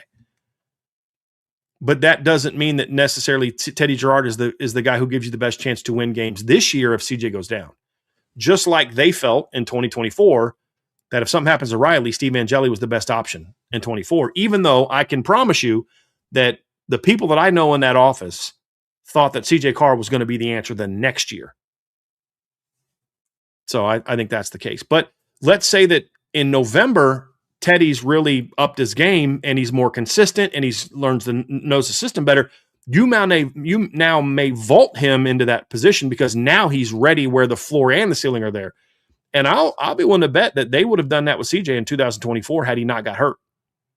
I had heard some things about that in 24 had he not got hurt. But then he got hurt and that kind of negated that conversation. So that's why I think you'll see that they will play the higher floor guy unless the higher ceiling guy is just behind the higher floor guy in the floor. You know what I mean? Does that make sense, Trev? Like if there's a gap in floor, they're going to go with the higher floor. But if the higher ceiling guy narrows the gap enough where this guy has a higher floor, but it's close, that's when you start to see the upside be the decision maker. And I would not be shocked if all year the number 2 quarterback, I could see them changing it throughout the year just to kind of play mind games a little bit to make sure all the quarterbacks are kind of bought in. But forget what they put on the 2 deep. If in September it's player A, but by the time we get to November it's player B. No matter what they put on the 2 deep, I could see that happening. Meaning like, yeah, whatever's on the paper 2 deep that we give the fans on Monday in this room, if something happens to CJ, guys, this is where we're going. And it could be different. Like if it's just CJ tweaked his ankle, he's got to come off for a couple plays. Maybe it's Blake Hebert and they put him in there and they run, quarterback power or something like that. You know what I mean? But if it's a thing that requires, both of CJ's cleats obliterate and he has no equipment and he can't play in socks, then and he can't play the rest of the game, then maybe it's somebody else or, who knows? So I think that could vary based on the time he's out as well. Yeah, I'm selling this one as well. I think ideally out of a backup quarterback, you want it to be the person with the highest floor. Because what does that give you? It gives you assurance. You don't want to be in a situation where, your backup quarterback is a guy where it's like, okay, if this clicks, he's going to be nasty, but we don't really know what we're going to be getting from this dude. So That's something I think that's interesting here, and I think that's something that's going to be at play. But I'm selling it because I do think it'll be the highest floor. But I agree with you. There's no world where it would shock me where if the guy with the highest ceiling right now that doesn't have the highest floor yet ends up being the guy that takes over the job at some point in October or November. And then with the 5-for-5 rule in this year's schedule, the average Notre Dame freshman will play 2.5 games worth of game time this year in the regular season. Every freshman that's healthy, the average Notre Dame. Okay, I'll buy that. Special teams, blowouts, all that stuff. I could see that. I'll buy that. Yeah, it'll be close, but I'll buy that as well. Yeah. I mean, I think they're going to play at least the fourth quarter of at least 5 games, plus special teams. Plus, you'll see guys like for example, James Flanagan played 1 full game last year and then mop up minutes of 3 others. If the 5-for-5 rule was implemented before last season, I think James Flanagan plays in 12 games. Yeah. Yep. Flat out. I think Matt Framo would have played in 12 games. I think we would have seen him play more. There's a lot of things that would have gone differently last year if that 5-for-5 rule was in play a year ago. Good one. Here, now let's see. We can get to this next one. There we go. From D-Troll Hunter, buy, sell, hold. That in-season development will be key to their national championship run. And he's referring to the 5-for-5 thing. I think that's a very good submission, and I'll buy that. And that means 2 things for me. Number one is that in-season development takes a little bit of wear and tear maybe off of some of the veterans. And then B, by doing so, when there are some injuries, you have guys that have played a little bit more football and are a little bit more advanced and ready to go take over in November or in the postseason should their number be called, compared to guys who were just not playing beyond a certain point in the regular season. Could certainly see that, especially this year, because this first 6 games would have been really tricky for this Notre Dame coaching staff if they still had to think about red shirts. Real tricky. Yeah. Yeah, if the season goes the way we think it's going to go, real tricky. Yep, this is a buy for me because it kind of has that tertiary impact feel to it. Like, not necessarily they're going to go out and win a title because now Ebenezer Utade has a combined 4 games worth of snaps under his belt. It's because Bryce Young didn't have to play 60 snaps a game. I think that'll be the biggest impact. So this is a buy for me as well. National view, buy, sell, hold from D-Troll Hunter. Penn State needs to be 11-1 to make the playoffs with their schedule. Facts. And they better hope there's not a lot of good 10-2 teams in the SEC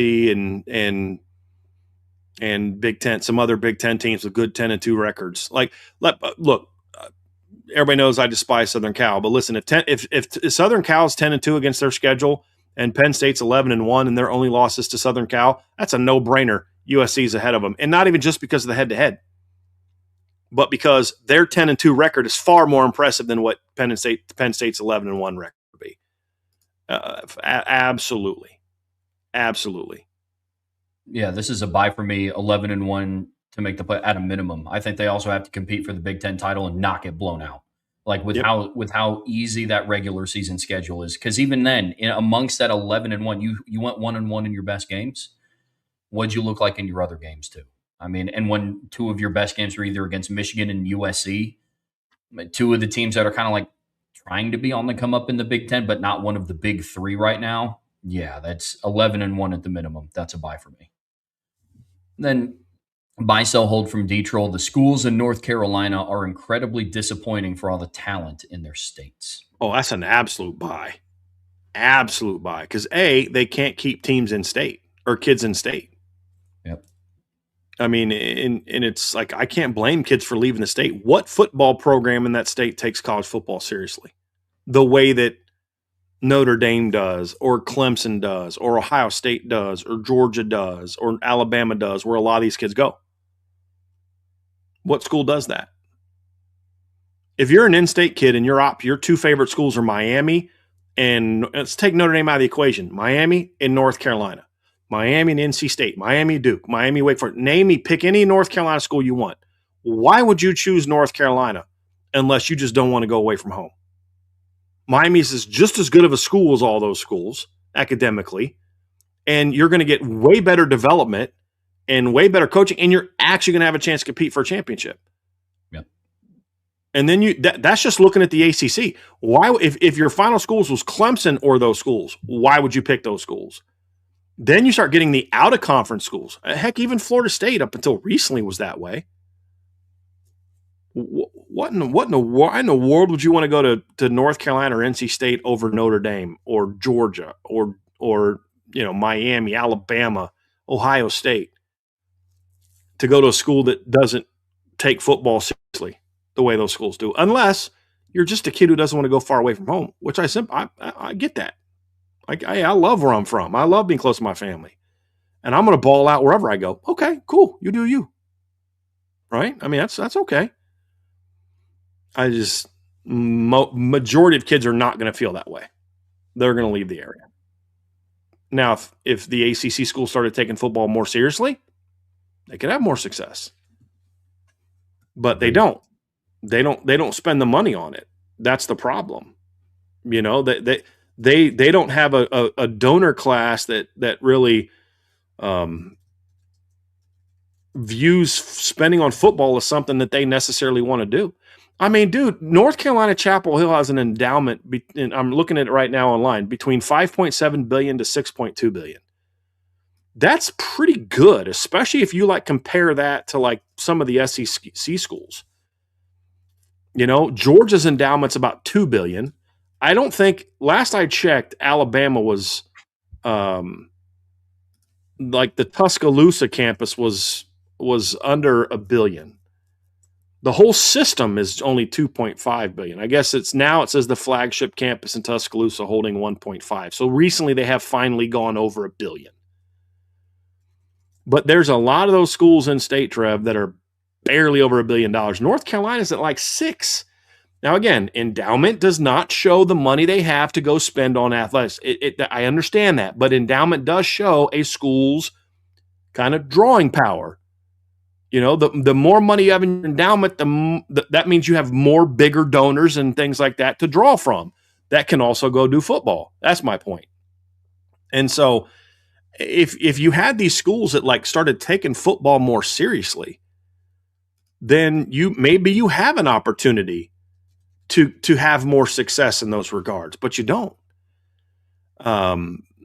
So look, I don't know what Duke's endowment is, but I'll bet you it's pretty good size. $12.3 billion. Duke is a school that produces doctors and lawyers. If Duke had really wanted to be good at football, they could be. Because if you're a kid in the state of North Carolina, and let's say Duke started saying, hey man, we want to be good at football. We need to save the SEC. It means we need to start doing this. We need to start doing that. We're going to start putting 15, 20 million more into being a football school. There's no way Darian Mensah leaves to go to Miami. No way. More of these in-state kids. Why would I go to Notre Dame and go to South Bend, Indiana, when I can just go to Durham? I'm from Raleigh. I'm from Charlotte. I can go to Durham and get a world-class education and play for a school that cares about football. But they don't. I'm going to go play in that little rinky-dink 30-something thousand seat stadium that hasn't had a real upgrading forever. I'm going to go to these terrible facilities, and I'm going to go to the school that doesn't even come close to giving me the NIL offers that Notre Dame is giving me. Why the heck would I go to Duke? But that's a choice they make. You'd have to take a lot of the SEC powers together, combine them together to reach the endowment of what Virginia, North Carolina, and Duke have. Even if you just look at Duke and North Carolina, $18 billion. A lot of the traditional SEC teams aren't sniffing that.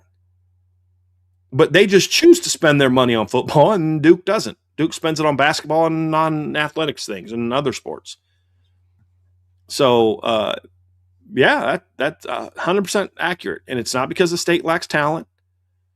It's not. They just don't care about football. That's why the ACC's dying, because it's filled with a conference, filled with people who don't care about football in an era where football is the only sport that matters from a revenue standpoint. That's it. That's it. We're rolling with the buy sell hold here on the Irish Breakdown podcast, brought to you by our friends over at FanDuel. We have Sunlit Night getting us kicked off here in this segment. Buy sell hold: the Miami Hurricanes will miss the playoffs by losing to Notre Dame by double digits and then losing the ACC championship game to SMU.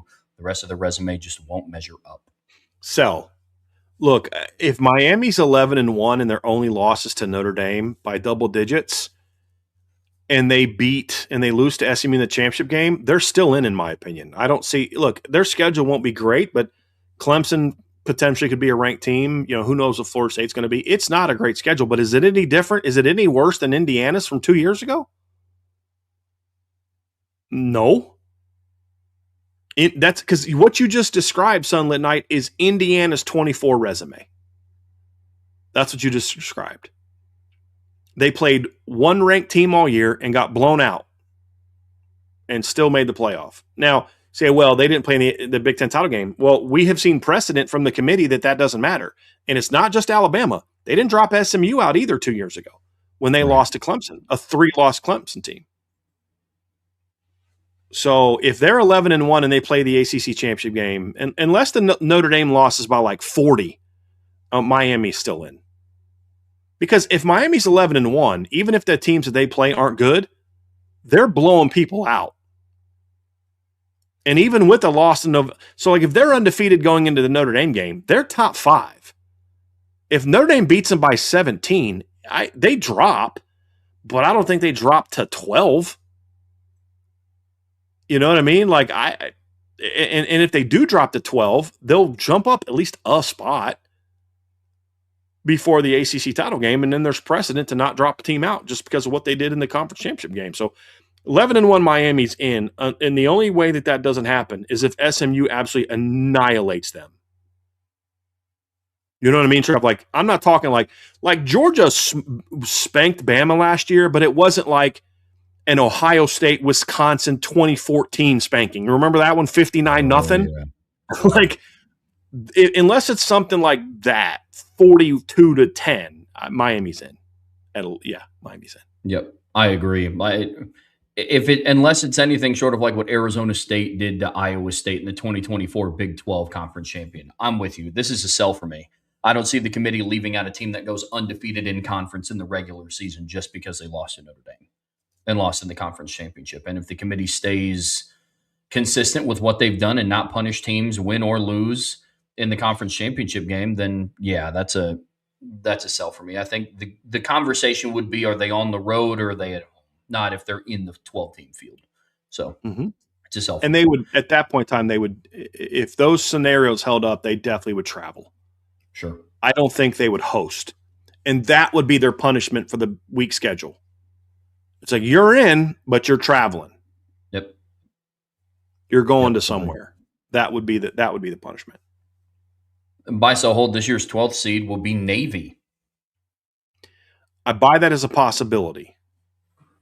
I don't know who the 12th seed is going to be. I haven't done my playoff rankings fully yet. We're still going through and making because the way I do it is I predict every game of the season and then what my standings are from that. And I haven't finished that yet. So it's I'll buy that it's a possibility. Navy has a legit possibility to be that. I'm a hope by it because I think that'd be awesome. Agree. It'd be great to see Navy in the 12-team playoff field. Then buy sell hold, Pat McAfee will pick Wisconsin to beat Notre Dame on College game day. So his comment he used a disparaging word for Pat McAfee, and I cleaned it up to just Pat McAfee. Does Pat McAfee have a history of picking against Notre Dame on College game day? I don't watch College game day, so I honestly don't know the answer to that. But does he have a history of like picking against Notre Dame? Not to my knowledge. Like he will always cater to the home team crowd, and this is a neutral site game. Like I just don't, and I don't think College game day is going to be there. So like I just don't. Mm-hmm. So no, this is a sell for me. Yeah, it's a sell for me too. If I could see him picking Notre Dame to lose a game, but I've always found Pat McAfee to be kind of complimentary of Notre Dame. In the limited times I've actually seen him talk about Notre Dame. Again, I don't watch a show, so maybe I'm missing a lot of things he says. But yeah, somebody said last year he picked against Notre Dame in every game. I don't know that. But was he right? Because, I mean, what games would he have picked against? What games would the committee have done last year? Notre Dame, Miami, Notre Dame, Texas A&M, and Notre Dame, Pitt, Notre Dame, USC. So let's say he did pick against all four. Well, the fourth one makes sense. He's a Pittsburgh guy, and the game day was in Pittsburgh. Of course he's going to pick Pittsburgh. The other two, he was right. So even if he did pick those teams, and I don't know if he did, because like I said, I don't watch College Game Day, nor do I watch his show. So, but yeah, that's kind of hey, real quick too. One of our resident Miami fans also made a good point about that Miami conversation we had. And he said, not to mention, after the run they had last year, the committee would give them the benefit of the doubt, whether you agree with that line of thinking or not. That would make sense, but I think we learned last year that doesn't. I like to go off precedent. And as we learned last year, the team that was the runner-up the year before doesn't necessarily get the benefit of the doubt the next year, especially when they're going against an SEC or a Big Ten school. So I don't know that I necessarily agree with that, but I think it should, to some degree, have a say in it when a team like Miami, if they were to go 11-1 and lose to the ACC championship game. I think it should matter a little bit, but as we've seen the last couple of years, it doesn't necessarily do so unless last year was just a Notre Dame only type of snow job. From BJamin 41, buy one, sell one, hold one. Is a fan you prefer? Option 1, USC misses the playoffs again. Texas misses the playoffs again. Or option 3, Michigan misses the playoffs again. Buy USC missing the playoffs, hold Michigan missing the playoffs, and sell Texas making the playoffs. Here's why. USC, I want to miss because I don't want them to get any reward. All these teams intentionally softening their schedule, I want them to suffer for it. I want them to lose games they shouldn't. I don't want them in the playoffs. I want them to regret what they've done. Michigan, I don't care. I don't care one way or the other about Michigan being in the playoff or not. The reason I don't want Texas to miss the playoffs because I don't want to have to go through an offseason if Notre Dame wins it. We're like, yeah, you guys got lucky that Texas didn't make it because they were hot or whatever at the end of the year and they were super talented. And it's the same crap we heard this year about 9-3 Texas. So I want Texas in the playoffs. I want the absolute best teams in the country in the playoffs this year, especially if Notre Dame's going to win it. Yeah. Because that's the mindset we should all have. You want to be the best, beat the best. Don't soften your schedule to make it easy as possible. Hope that this great team gets screwed over from the committee. Hope that this really good team gets upset by somebody else. I want every higher seed. I want every good team to make it in. I want that path to be earned. Because that's what winning should be about. That's what a championship mentality should be about. Not let's make it as easy as path as possible to win it all. Screw that.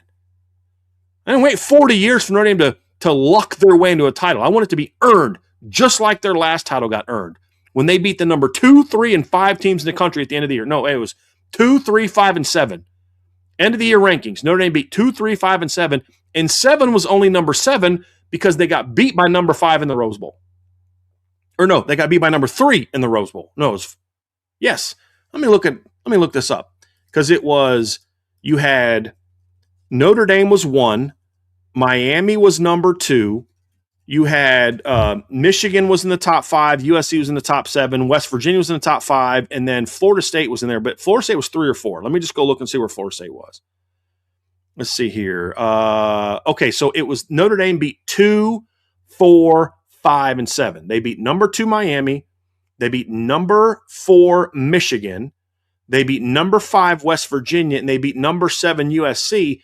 And USC only fell to number 7 because they lost to number 4 Michigan in the Rose Bowl after losing to number 1 Notre Dame at the end of the regular season. And that's where I want to be. And that was USC's only 2 losses that year. Number 7 USC, their only 2 losses were to number 1 Notre Dame and number 4 Michigan. That was it. That's what I want Notre Dame to be. You want to be the champ? Beat the best teams. And I can't sit there and criticize all these coaches for scheduling as soft as possible. And then, man, I hope that hope Texas doesn't make it in. I hope that so-and-so doesn't make it in because, boy, they could be a tough. No, I want Oregon in. I want Ohio State in. I want Miami in. I want Indiana in. I want Georgia in. I want Bama in. I want all the best teams in the country in. And then you go show it on the field that you're the best team. That's what I want. I think that's fair. I'm with you completely. I've never seen one in my lifetime, so I want it to be earned. There's going to be backlash anyways if Notre Dame's able to get it done. So I want the best teams in the playoff field to do it. I echo everything that you said. Plus, the order that you gave it in, would you buy Texas or no? You said you would sell Texas, hold Michigan, buy USC, correct? Yep. Mm-hmm. Yeah, it's the same. That's the same order FanDuel has for the odds of like making the playoffs, national title run, all that stuff. They see it very similar. Then buy, sell, hold. Notre Dame wins the national championship on a game-winning field goal, on a game-winning non-offensive touchdown. So buy one, sell one, hold one. It's either a pick six, a 50-yard field goal, or a kick return. I'm gonna buy this. I'm gonna buy the pick six. That would be like, could you imagine that? Like tie ball game, teams driving to get in field goal range, and you have a pick six. Be amazing. Hold 50-yard field goal because the nerves of waiting on the 50-yard field goal to be kicked because they're going to line up, then they're going to call timeout, and then you're going to have a TV commercial, and we're going to all be sitting there wanting to throw our guts up that entire time waiting on it. And then I'm going to sell a kick return because that's the least likely. Like when you talk about game winner, I'm thinking not like the score that put you up in your 42-0 blowout was a 7-0 kick return. When I think game winner, I'm thinking like late game. I think it's less likely that a team takes the lead and then kicks off the other team. It's possible. We saw that, like Texas A&M could have had that, like, right? I mean, if they had that kick return with like 2 minutes left that went for score, and Notre Dame doesn't go down and score, technically that was a late game winner, right? But I just think that's still less likely of the three. But pick six would be an awesome way to win a game, wouldn't it? Leonard Moore caps his career off. Last play of his college career is a tie ball game. Pick six to win the game with 30 seconds left or a minute left. Oh my goodness. Are you kidding me? That'd be amazing. I would. Amazing. I'm buying the pick six. I think that'd be electric. And I don't think there'd be a more fitting person to do it than Christian Gray. Leonard Moore would be so. Oh, that'd be awesome. Oh, that'd be great. Yes. But I love Christian that. Gray as his final play at Notre Dame to kind of like that's what people will remember him by. Yes. I think that'd be fantastic, especially considering the last time he was in the national title game. People are like, "Oh, he gave up that catch to Jeremiah Smith," kind of a full circle moment for Christian. That'd be my buy. Trev, I literally got goosebumps when you started saying that and explaining that. Dude, like that would be so amazing. So amazing. Yeah. Great call, Trev. Phenomenal call. It'd be great. That'd be perfect. Perfect. I love Gideon even added to it while covering Jeremiah Smith. Could you imagine that? Yeah. Steps in front of Jeremiah Smith on a route and then house call. Oh my gosh. Yeah. You guys got me fired up. That'd be awesome. I would hold kick return for a touchdown. The only reason why I'm selling 50-yard field goal, look, Spencer Porath could be the second coming of Justin Yoon, and I hope that he is. But there is no world where I want the fate of Notre Dame winning a national title as of today to be on the kicking operation in general. I've just been the last 2 years, dude. What's funny is the longer field goals they've actually been pretty good at over the years. Yeah. I mean, last year was just they only made 5 all year, but like they were great all year in 48 or longer field goals. Spencer Schrader was like actually better in long field goal situations than he was kicking 30-yarders. It's the 38-yarder that makes me freaking nervous. You know what I mean? It's like, oh, crap, it's a 32-yard field goal. We are so screwed. They're not going to win this game. Oh, 52? Mm-hmm. Oh, let me get my ring size ready for the ring that no one's going to buy me. You know what I mean? Like, yeah, that's true. That's true. Another buy one, sell one, hold one from B. Jamin. Unforeseen issues this team might have. Tackling issues, wide receiver drops, or turnover issues. I'll buy turnover issues. I mean, that could always be an issue, right? I mean, always a potentially danger zone issue. I'll take wide receiver drops as my second one. I'll hold that one.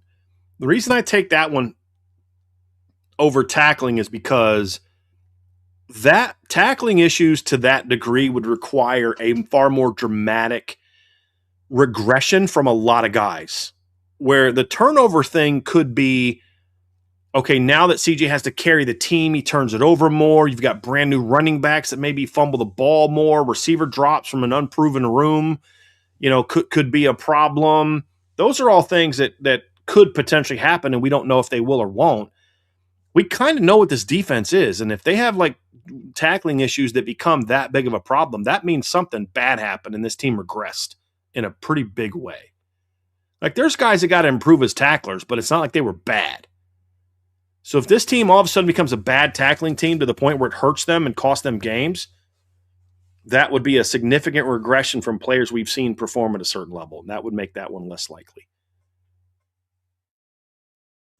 I'm buying turnover issues because that's the one issue that can affect both sides of the ball. There's a world where the offense has more turnover issues, or there's a world where if the defense isn't able to force turnovers at a higher clip than what we've seen the last couple of years either. So I'm buying turnover issues. I'm holding wide receiver drops, and I'm also selling tackling issues. So we have the same order. Just wanted to add a little bit onto your justification for turnover issues because I agree. Take it. Some more from BJ and buy one, sell one, hold one team that isn't ranked inside the initial top 20 making the playoffs. Option 1 is Clemson. Option 2 is Florida. Option 3 is South Carolina. I'm going to buy South Carolina. Yep. I think that their path is legit, and South Carolina has some freaky type of athletes that if they go off, like if I'm not a huge Lenore Sellers quarterback fan, like from the standpoint of some people like, oh, top 5 draft pick and Heisman. I don't see that.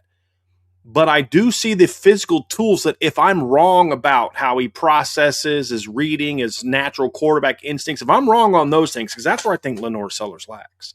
He's got a big arm. He's an athlete. From everything I've read, he's a good kid. I just don't think he processes like an elite quarterback. I don't think he's got the accuracy and consistency of what you want from an elite quarterback. I don't think he throws with the necessary timing or ball placement of an elite quarterback. He's a playmaker, though. But let's say I'm wrong on that. And he's healthy in his third year as a starter, and all those things start to be better.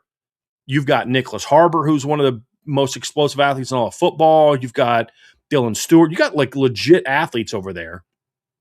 And I could see that. And their schedule is difficult, but it's not, in my opinion, like crazy. Like, dude, there's no way that they're going to be able to manage that schedule. They play at Alabama, at Florida, at Oklahoma, right? Challenging. They have Mississippi State at home, Kentucky at home, Tennessee at home, A&M at home, and Georgia at home. Plus, they play at Clemson. So, like, Trev, there's a world in which they're 9-3 and in the SEC title game. If they're as good as we think they are, they can beat Georgia at home. They can beat A&M and Tennessee at home. And then they'd have to go, 1-2 at Bama, Florida, or Oklahoma? And then beat Clemson on the road? That's doable. But we've seen teams get in the SEC title game in recent years with 2 losses. And so they could do that. So I'll go with them. I'm gonna hold Clemson. Clemson's schedule is even more favorable than South Carolina's because they're in the ACC.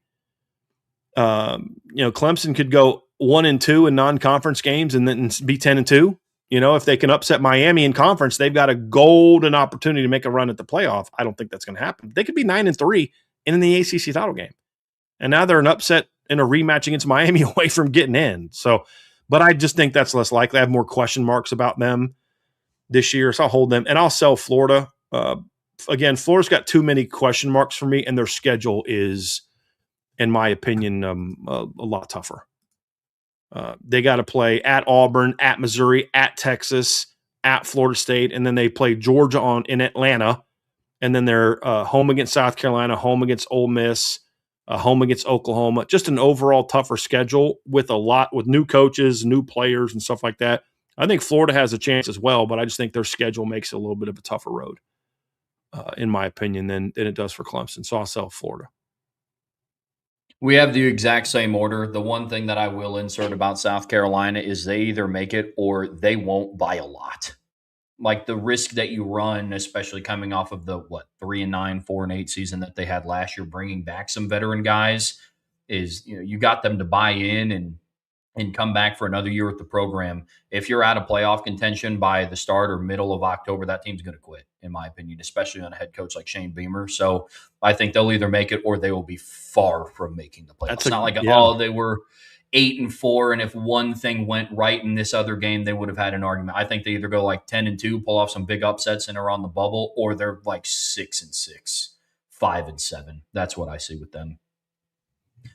And then Notre Dame will, this is a buy one, sell one, hold one, lead the nation in run defense or force turnovers or pass defense. This one's pretty easy. I'm going to buy forced turnovers because they were pretty close last year in forced turnovers, Trev, and even in 12 games. So if you look at last year, Notre Dame was, let's see here, they were 21st, tied for 21st in forced turnovers.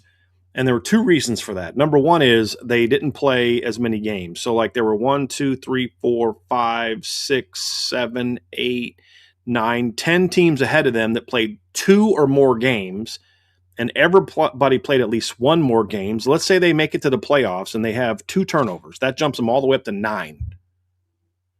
And then, they say they make it to the quarterfinals and lose in that game but have 1 more turnover. That gets them tied for 7th.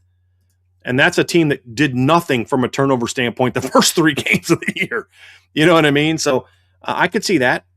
And then, of course, this is a team that led the nation in turnovers the year before. It's like, we've seen this. We've seen a team capable of doing something like this. So I can see that. I'm going to lead the nation in run defense. And the reason I'm holding that is, they were 10th last year, but they were 10th by a lot. They gave up 100 yards last year per game. And the leader in rush defense was at Texas Tech at 68. Indiana was next at 77. You have to shave off 23 points off of that. That's going to be very hard to do when you play Navy. Because like we saw last year, you held Navy to, at the time, was about 100 yards below their season average, and you still gave up 206 yards.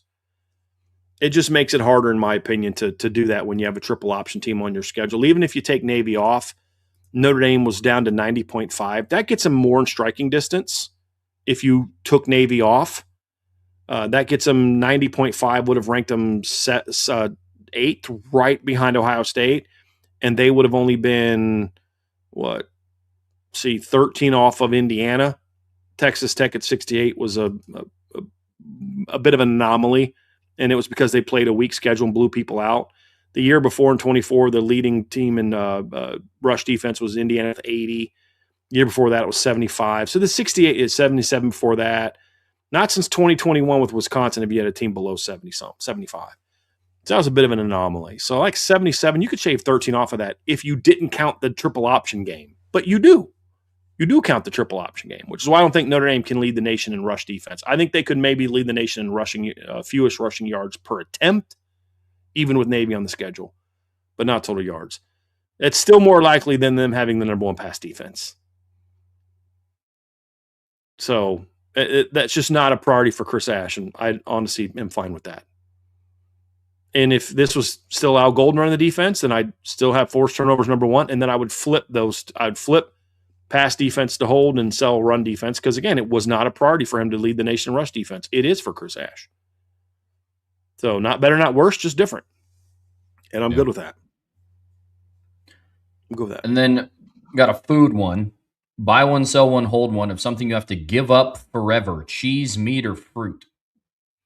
That's an easy one to sell. I'm selling meat. I'm not giving that up for the rest of my life. As much as I like cheese and fruit. I would probably buy cheese, giving up cheese forever. I would not want to give up cheese forever. I love cheese, but it's not, I feel like there's more health benefits to fruit, and I could get the health benefits of cheese by still drinking milk. It didn't say dairy. It said cheese. I would still be able to have apples and pomegranates and oranges and watermelon and cherries, things that I love. And just give up cheese would suck, but I could live with that. So that would be, but the easy one is meat. There's no way I'm giving up meat. Yeah, no, this was a very easy order for me. I'm buying fruit, I'm holding cheese, and I'm selling meat. There's no world where I'm giving up, no world ever where I'm giving up meat. For cheese, I agree with you on the health benefits, but I think of all the meals that it would impact that I have. I'm not having spaghetti without parm. I'm not having lasagna without cheese. I'm not having pizza without cheese. I'll have breakfast without fruit, though. You know what I mean? It's like that's kind of where I broke mine, because if I gave up cheese forever, that would also limit some other meals that I would have. Whereas if I gave up fruit, I'm just giving up that. Yeah. I mean, I could definitely have spaghetti without parm. I could do spaghetti. Obviously, lasagna's impossible. Um, it would be the fettuccine alfredo would be, because I make that with real parm. There'd be some things I'd have to give up, but I'd rather give those things up than fruit, just from a health standpoint. Quality of meal standpoint, I agree with you, but from a health standpoint, I'd still go with fruit. But I love cheese, so you know what's great, Trev? I'm glad I don't have to make this decision. Yep, Very glad. without a doubt. From Irishman 7114, Notre Dame will be part of the downfall of 4 coaches this year. Not necessarily a Sam Pittman treatment, but still have an effect. I'll buy that. Again, not far to next week, but I'll buy that. So you look at Notre Dame's schedule this year, Trev. Obviously, we've talked about some of these. Bill O'Brien, definitely agree on that one, right? Bill Belichick, certainly possible.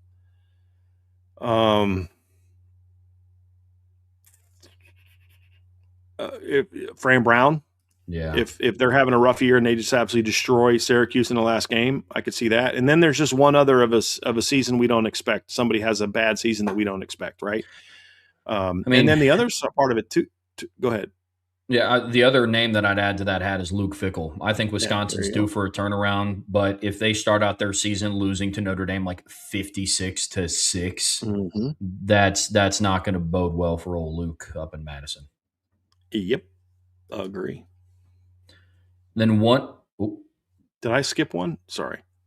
No worries. One of these coaches will be Lincoln Riley, because he won't have Notre Dame to blame when he goes 8-4 or worse this year. Nice. I couldn't include that because I've wanted to stick to teams that Notre Dame played, and he already had that, which is a really astute observation. I actually really like what he's saying here, Trev. Let's say USC goes 8-4. What are a lot of the very vocal USC fans who did not support dropping Notre Dame? What are they going to do? You dropped Notre Dame. You ruined that rivalry. You brought all that shame on us, and it didn't even work. If you're going to do something like that, it better work. You better make the playoff. But if you drop Notre Dame and replace them with, what was it, like San Jose State, and you still don't make the playoff, you're cooked. Cooked. Yep, 100%. Absolutely cooked. Super chat from ND Milton fan. Appreciate the super chat. Irish Breakdown gets $1 million tax-free and must buy one, sell one, hold one of these. Brian Kelly hosts Irish Breakdown for a week. Option number 2 is replace Angela as a photographer. Or option 3, Trevor USC hat saying, I love Lincoln Riley for 2 weeks. I mean, I guess part of it would be Trev would want to know what his cut is for of that $1 million. But what's my cut? I'm selling Angela as my photographer. $1 million is not enough for me to have to look in my wife's face and tell her she's not going to be on the sideline of games anymore. Like, money doesn't matter that much to me, man. It really doesn't. And that's like, that $1 million would not be worth that look and that feeling that my wife being sad. So that's an easy sell. I'm buying Trevor wears a USC hat saying I love Lincoln Riley for 2 weeks. He would gladly do that if we got $1 million, because he would have a really, really nice year-end bonus if we got tax-free $1 million.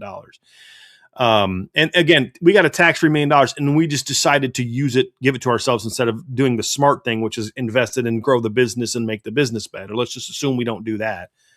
I would gladly, that would be the thing is Brian Kelly wants to give me $1 million to host the show for a week. Okay.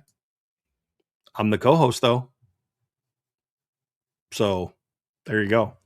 But yeah. Yeah, that's a very easy answer. It's I buy wearing the USC hat. Now, again, to Brian's point, some of this depends on my cut. Like if I got $10 out of it, I'm selling all of them. Well, I'll just say this, Trev. You understand how the IB bonus system works. With that in mind, what's your answer? Oh, it's still buy the USC hat. I wouldn't love it, but the benefit kind of outweighs the negative for me. Definitely selling the Angela's a photographer thing. As a fellow married person, I don't really want to put you in that spot to have to do that Plus, she's either. really good at it. Yeah. And I've spent a lot of money on her camera, so it would just seem like a dumb thing to do. Yep. 100%. You don't want to co-host for a week with Brian Kelly?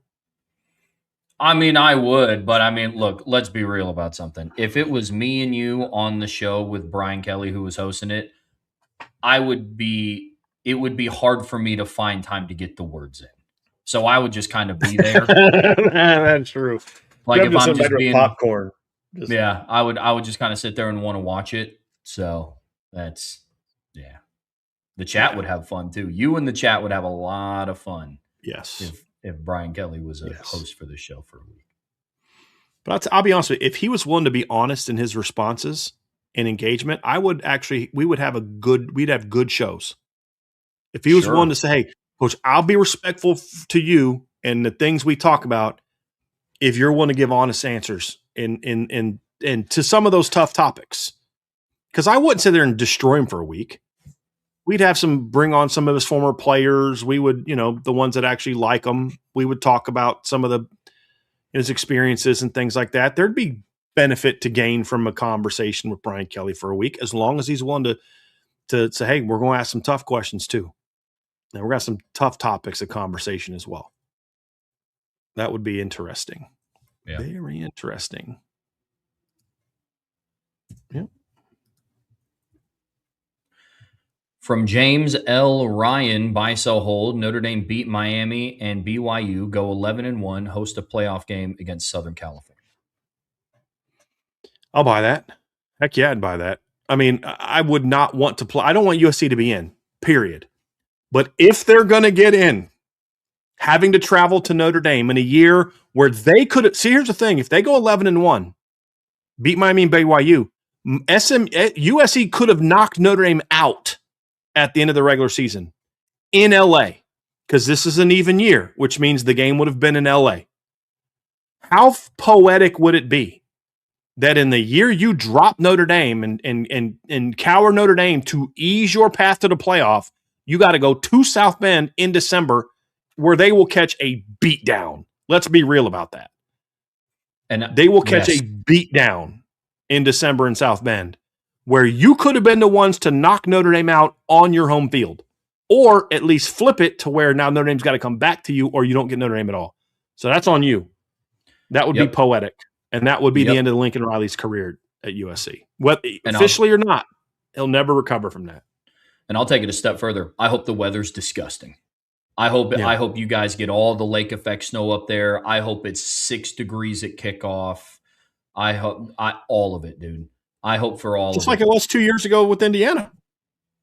Yeah. that was cold. I had a buddy there who was he was a little drunk, so he had a little stuff coming out of here, and it was literally frozen on his top of his lip.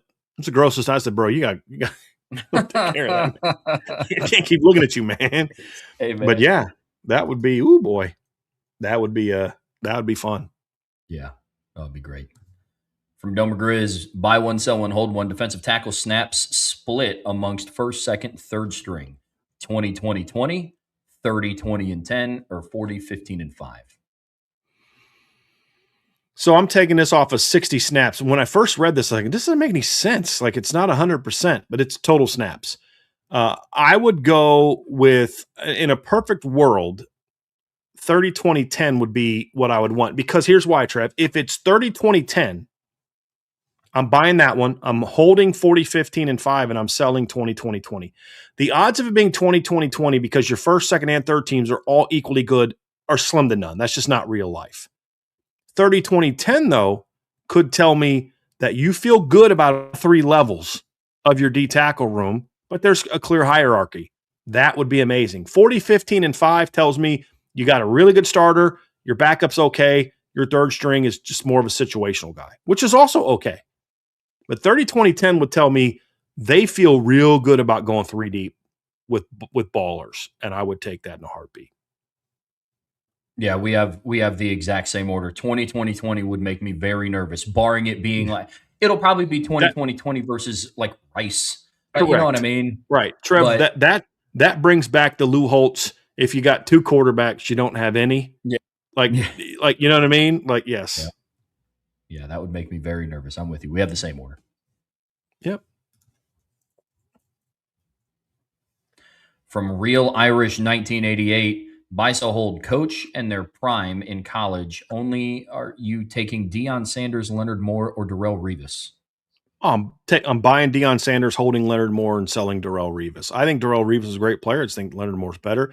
Here's the thing about Deion Sanders is not only was he, let's just say hypothetically, he's just as good as what Leonard Moore is. Let's just say hypothetically that's the case. And I don't think it is. I think Deion Sanders is maybe the best college quarterback I've ever seen. But let's just say hypothetically that they're the same exact player as a corner.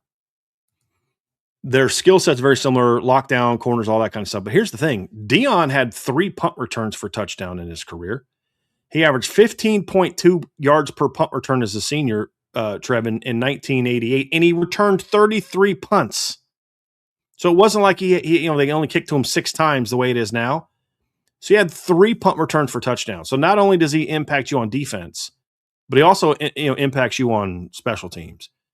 Deion also had 2 pick sixes among his 5. In 1988, Deion Sanders had 5 picks, 2 of which he ran back for touchdowns. He also led the nation with a 15.2 yard punt return average, and also had a punt return touchdown. So I love Leonard Moore, but Deion was impacted the game to an even greater degree. If you assume that they're the same exact cornerback, that's where Deion still gives you that edge. Hey, Jordan Faison, and Jaden Greathouse and Dallas Golden, I love you guys as punt returners, but go sit down. Deion's got this. You know what I mean? Like, yeah. That's why I would take Deion in that instance. So I'll buy him, hold Leonard Moore, sell Darrelle Revis. Yeah, it's the same order. Like, look, sometimes you have to tip your cap to the guy that did it first, and I love Leonard Moore, and I think he has the opportunity to be one of, if not the best corner that's ever played at Notre Dame. When you start talking about the grand scheme of college football, and that's the attention that Leonard Moore is getting, not just amongst us here at Irish Breakdown. ESPN ranked him as the country's #1 overall defender, not top corner, not top defensive back, just the best defensive player in college football, according to ESPN, is in South Bend, and it's Leonard Moore. Mm-hmm. But Deion Sanders was a guy that did it first. Like, he was the tall, long, fast, instinctive corner before Leonard Moore was. And then, to your point, Brian, you factor in what his impact was on special teams. I'm with you. You buy in. It was fun to watch, bro. You buy Deion Sanders, hold Leonard Moore, then you sell Darrelle Revis. I'm with you. Play out this scenario. Notre Dame plays USC, Michigan, and Miami. They blow out all 3 of the teams by at least 21 points. Who are you playing in the beginning of the season, in the regular season, and the playoffs? I will play Michigan in the regular season, early in the season, because that historically is when those 2 teams played. Yep. So I'll buy that. I guess this isn't really a buy so hold, so I'm gonna, I would. Okay, the scenario I'll buy. Who are you playing in the beginning of the season and regular season? Okay, so I'm going to buy USC as the my #1 choice, and you play last game of the regular season. I will hold Michigan beginning of the season. That'd be my second choice, and then I would sell Miami. I would have Miami kind of be the playoff team, I guess, and sell that. It would be a rematch. I don't love that idea of a rematch. You know what I mean? You have already played him in the regular season, unless they beat you in the regular season. And then, but he said you beat all 3 of them by 21 points. So, like, you get a rematch of that game and you beat them by 21 points again. Like, okay. I'd take all 3 of them, but yeah, I kind of feel like that game is last because you would have already beaten them in the regular season. I guess the other option is you could say, okay, they beat them in the regular season. You play Michigan at the beginning of the season, and then you get USC in the playoffs, and you beat them by 21 points in the postseason. That actually might be the way that I would go, going back to what I said before. So, yeah, let's do it that way. Yeah, that's fair. The 2012 season had all 3 of these opponents on it. You played Michigan at the start of the year. You ended out at USC, and then you also played Miami in the middle of the year. So, yeah, I'm with you though. We have the same order. And then buy, sell, hold. Actually, this is a buy one, sell one, hold one as well. You're the offensive coordinator at Notre Dame, but you have to choose between the years. So buy one, sell one, hold one between the 2015 offense, the 2020 offense, or the 2026 offense. Of those three, I would probably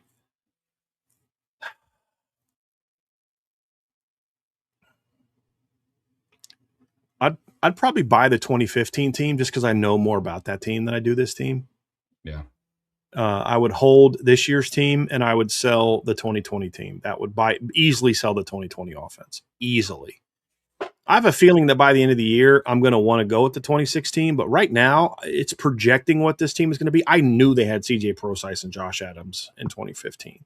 I would have also gone into the season thinking I was going to have Torian Folston. You had Will Fuller and Chris Brown, Amir Carlisle, Torrey Hunter Jr., and Corey Robinson, a much more proven wide receiver room, and a really nasty offensive line. Yeah. So, yeah, I'd probably take 2015 off of what we know. I think the 26 offense is going to end up being better, but it's a projection, and I'd go with what I know here. So that would be my answer. Yep, I agree. I'd buy 2015, hold 2026, sell 2020, and I would sell 2020 relatively easily. Not even, I mean, it's not even the quarterback situation. I think of the offensive line compared to some of the others. I think of the wide receiver room, especially compared to the others. So, yeah, that would be it for me. From Bayside Tiger 6, buy, sell, hold these coaches for most impressive runs. Ralph Regent at Maryland, Joe Tiller, Wyoming and Purdue, and Mike Bellotti at Oregon. So I added those schools just because as a reminder of where they were. Most impressive runs, I'd go Mike Bellotti at Oregon. I think Mike Bellotti did a heck of a job there. Now, look, Oregon had good teams before he got there. But Mike Bellotti is the one that laid the foundation for what they are now. Like Rich Brooks had some really good years. He replaced Rich Brooks, but he got there late 90s. They started kind of getting pretty decent, and he brought in Chip Kelly. So I really feel like he kind of held it down, but like he did it for a lot longer period of time. He had a 9-win season in his first year, and he had a 10-win season in his last year, and he was there from 1995 to 2008.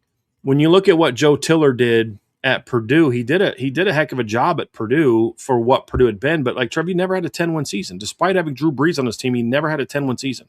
Even the year they went to the Rose Bowl, they were 8-4. They had one of those kind of weird years where the Big Ten wasn't great. They lost to Notre Dame in the non-conference. They lost to Washington in the Rose Bowl. Like that year that they went to the Rose Bowl, they lost 30-10 to Michigan State. So he was more innovative from a football standpoint. But he did have a little bit longer success. He went to a bowl game for 8 straight years, and 10 of his first 11 years, he went to a bowl game. Ralph Regent at Maryland had a much better, his 3 best years, in my opinion, were better than Joe Tiller's 3 best years. He went 10-2 in his first year, 11-3, and then 10-3. But he wasn't there as long as they were with Joe Tiller, and they had more down years, 5-6, 5-6, 6-7, 2-10. Now he did finish 9-4 in his last year in 2010, but he wasn't there as long as Joe Tiller. So his highs were better than Joe Tiller's, but Joe Tiller did it for longer. Joe Tiller also did it in a tougher conference, in my opinion. And Coach Tiller was, just really innovative in a lot of ways. There just was greater consistency. 8 straight bowl games to start his career. Ralph Regent went to 3 straight bowl games to start his career, then missed 2, then went to 3 more, and then missed 1, and then went to 1. So he had 7 bowl games in 10 years. Coach Tiller in his first 10 years went to a bowl game 9 times. So it's close with those two. But I would hold Coach Tiller and sell Ralph Regent just because of longevity and a little bit more consistency. But if you wanted to go with Ralph Regent, who was also a really smart offensive coach, I'll say this about Ralph Regent. That guy knew how to put together a coaching staff. There's a lot of guys that are around college football right now that were part of some of his staffs at Maryland, especially his early staffs at Maryland. He had James Franklin, Bill O'Brien, and Mike Loxley were all on his first couple staffs. Like he put together some really good coaching staffs during his tenure. So I'll give him credit for that. Good deal.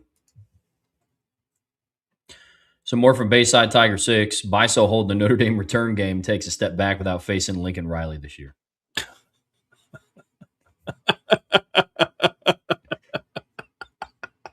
That might be the most that might be the most petty, like good petty, sarcastic, thoughtful shot that anyone has ever taken at USC on this show. That was exceptionally well done. I'm buying the heck out of this just on principle alone of how good this submission is. Like, that was absolute brilliance. Like, I feel bad about continuing the show after that submission.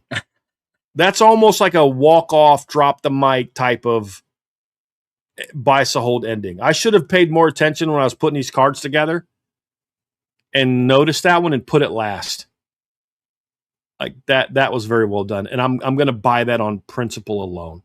That was excellent, Bayside Tiger. Excellent. Running through the Biso hold here on the Irish Breakdown podcast, brought to you by our friends over at FanDuel. Coming off of one of our favorite Biso hold submissions, I would say probably of the offseason from Bayside Tiger 6. We're keeping it rolling with Bayside Tiger 6. So Biso hold, the distribution of receptions amongst receivers, tight ends, and running backs will be the closest we've seen. I am actually going to sell that because I think it'll be very spread out, but it won't be as spread out as it was in 24. You have a little bit more separation than you had in 24. Yeah, that's what I'll say. That. And I think even 23 as well. You had your leading receivers at 484, and then 422, 392, 322, 310, 284, 265, 176, 142. You'll have at least two or three guys that are more separated from everybody else than the other guys, even with the ball being spread out a lot. Sure. Yeah, I think that's fair.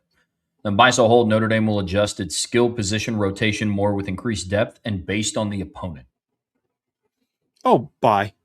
Yeah, there will be weeks where, hey, let's go with this guy. He presents a unique matchup. Yeah, I definitely buy that. These were very well done, Bayside Tiger. Very, very well done. From Older Than Dirt, for a 13-week, 12-game regular season schedule, Notre Dame set up about as ideal as any athletic director could have made it. With the ACC involved in USC chickening out, no one Notre Dame athletic director actually made it. It has a very winnable 7-game stretch ending with BYU in the mountains. Then they will get the needed bye before Navy. Next, they get the revenge game with Miami and Boston College and SMU at home before ending at Syracuse in the Dome. Not a joke, as some say, but will set up for our Irish, to say the least. Do I think this schedule sets up very well for Notre Dame? I do. I buy that. I think it sets up very well for Notre Dame. You've got some good teams on it. You got 3 top 20 teams on it to start the season. You've got Navy on it.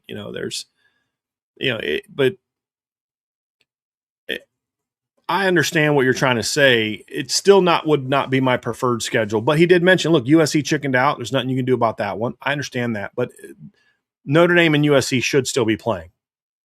It just shouldn't be the week 1 bull crap that USC wants. Notre Dame's season should not be ending with a trip out to Syracuse. Notre Dame's season this year should be ending with a trip out to Los Angeles. That's how the season should be ending. And honestly, if Notre Dame does run the table this year, or even if they run the table, but if they win a championship this year, 99.999999% of me is just going to be overjoyed. The 0.000001 of me will be disappointed that there wasn't a USC game as part of that highlight package when we go back and look at it. Even though it was USC that is the reason that they're not playing, it's still like it's a bummer at a very small level because I will still be extremely happy they won it all, but there'll just be that one like woulda, coulda, shoulda kind of thing. Yeah. But other than that, I buy your premise. Yep. I buy that the schedule is set up well. I'm selling it though because I buy the ending that it's set up well for Notre Dame. I'm selling it because still to this day, the most ideal schedule I've ever seen Notre Dame play that kind of hit every mark was the 2012 schedule. I thought that was exceptionally well done. You guys know I'm a proponent of playing Navy in week 1 and kind of getting the triple option out of the way. You play them in Ireland. Then you had it was almost like a schedule built of like rivalry matchups. You got Purdue, Michigan State on the road, Michigan at home early in September. You got Miami, Stanford, you got a BYU game in there. You're on the road against Oklahoma. Then your home stretch was Pitt, Boston College, Wake Forest for senior day, and on the road against USC. I thought that was a masterful schedule. I think it's one of the reasons why it's remembered so fondly for the undefeated season. I mean, they went undefeated in 2018, but I still remember the slate in 2012 over the slate in 2018. So that's kind of my, if I could frame that schedule, I would, because it had everything you needed in it. Like even in the non-traditional rivalry, it was still, you're on the road against the top 10 blue blood in Oklahoma. So that from that aspect, I'm selling it. But I do believe that this schedule sets up very favorably for Notre Dame and how it was constructed. Very fair. From the history expert, buy 4 of 7 for the Miami game. So here's all the options. +1 in the turnover margin, 120 rushing yards, 250 passing yards, 3 sacks for Notre Dame and 0 sacks allowed, 90 yards rushing for Miami, block a Miami punt, make all field goals and extra point. So if we're talking about buy 4 of 7, meaning these 4 things are going to have the biggest impact on a win, I'm definitely buying the 90 rushing yards for Miami. No order, just kind of 3 sacks for Notre Dame and 0 sacks allowed. Yep. 250 passing yards, and I would also then buy block a Miami punt. I feel like those 4 things would have the biggest impact on the game. I know that I'm turning down the +1 turnover margin, but I kind of feel like if you're getting after the quarterback, they're not. If they're not able to run the ball, I have a hard time seeing Notre Dame losing the turnover margin. It could be more than +1 at that point in time, but at the very least, it's 0. If it's neutralized, if it's the same, +1. If it's not +1, then what is it? 0. 1-1, 2-2, 0-0. Then you add in the block punt. That's basically like a turnover. If you block a punt and you recover it where it got blocked, guess what? It's basically like you sacked the quarterback on 4th down for -7, essentially. You know what I mean? I just feel like all those things would set up for the turnover margin would, even if it's equal, even if it's -1, you're still in a lot of advantages there. So I would take that. We have the same order, except I am going to swap out make all field goals and extra points for the block of Miami punt. Because the last 2 ranked home night games that Notre Dame has played, their lack of success in the field goal and extra point game played a factor. So that's what I'm switching it to. And I also, in all seriousness, I think this is going to be a close game. So I think any point that you can put on the board is going to matter. Now, the caveat to that, or the counter to my point is, well, if it's a close game and you block a punt, you put yourself in plus territory already. That could also mean a lot in a close game. But just because I have a lot of PTSD from that, I'm going to make all field goals and extra points. My counter would be this, Trev. If you do those things that I talked about, it's not a close game. That's fair. You know what I mean? Yeah. Like, that's kind of why I went with that one. I don't want it to come down to field goals and extra points. Sure. So I'm picking ones where that's not even a thing. You know what I mean? So, but very, very fair. They're all good scenarios. The 120 rushing yards would obviously be the easiest sell for me. Yep. From BK's last brain cell, buy, sell, hold. If Mike Norvell is fired at Florida State, hiring Deion Sanders would only help significantly with revenue more than on-field production.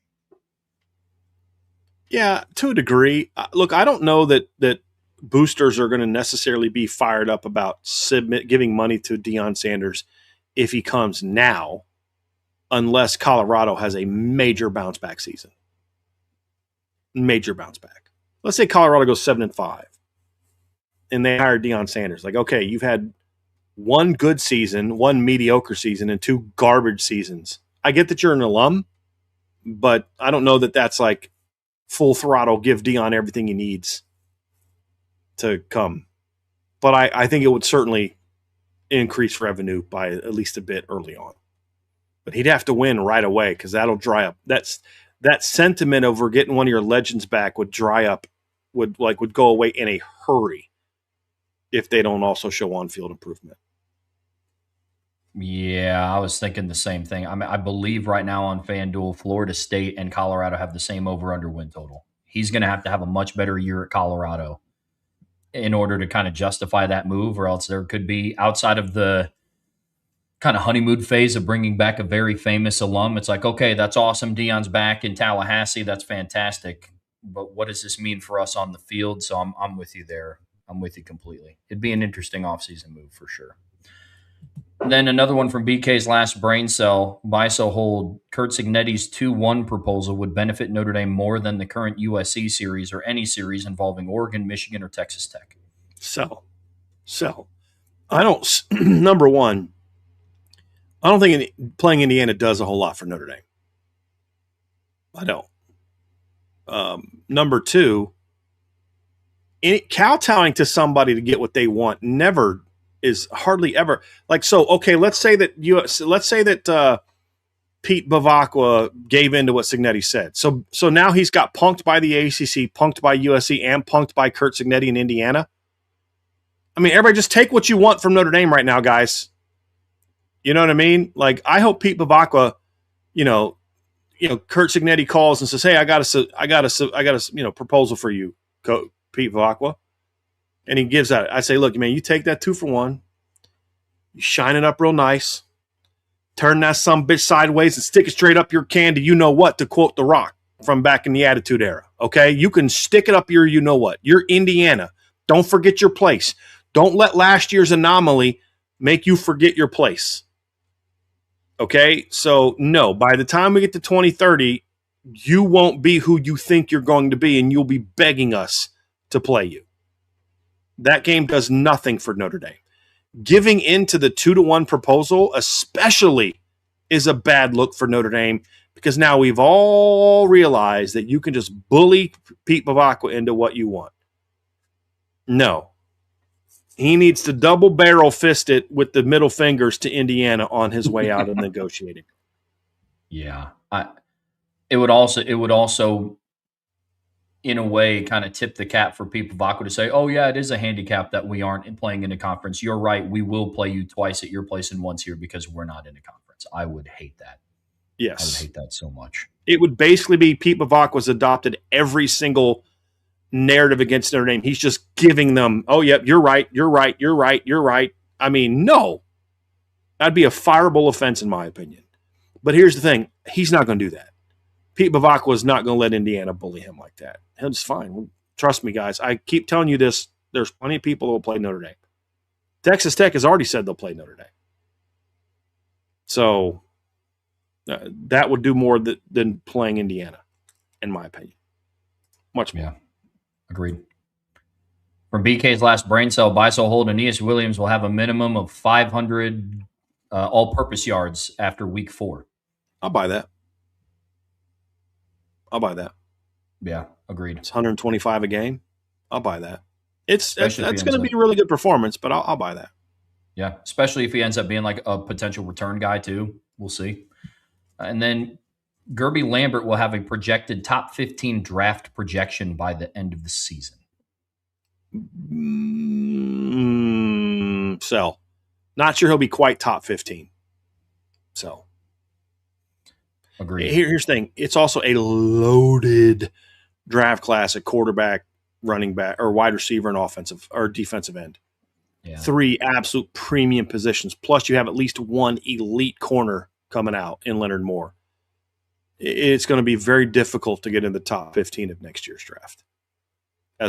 Even any offensive line position, but especially a non-left tackle. Then Biso will hold the combination of Christian Gray and Dallas Golden will keep all slot receivers Notre Dame will face under 500 yards in the regular season. Buy. Yeah. Definite buy. Agreed.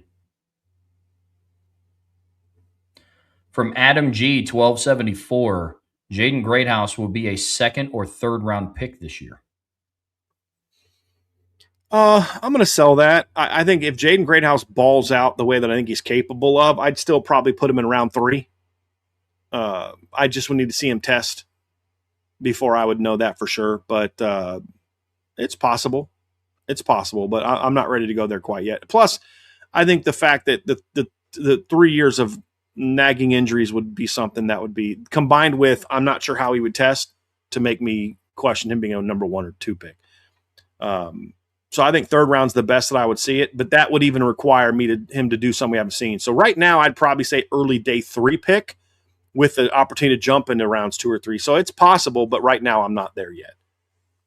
So I'm going to hold. How about that? I'm going to hold it. I think he's got the upside of a second or third round pick. He's got the game of a second or third round pick. Can he have the health, the production, and the testing numbers of a second or third round pick? That'll be more the question mark.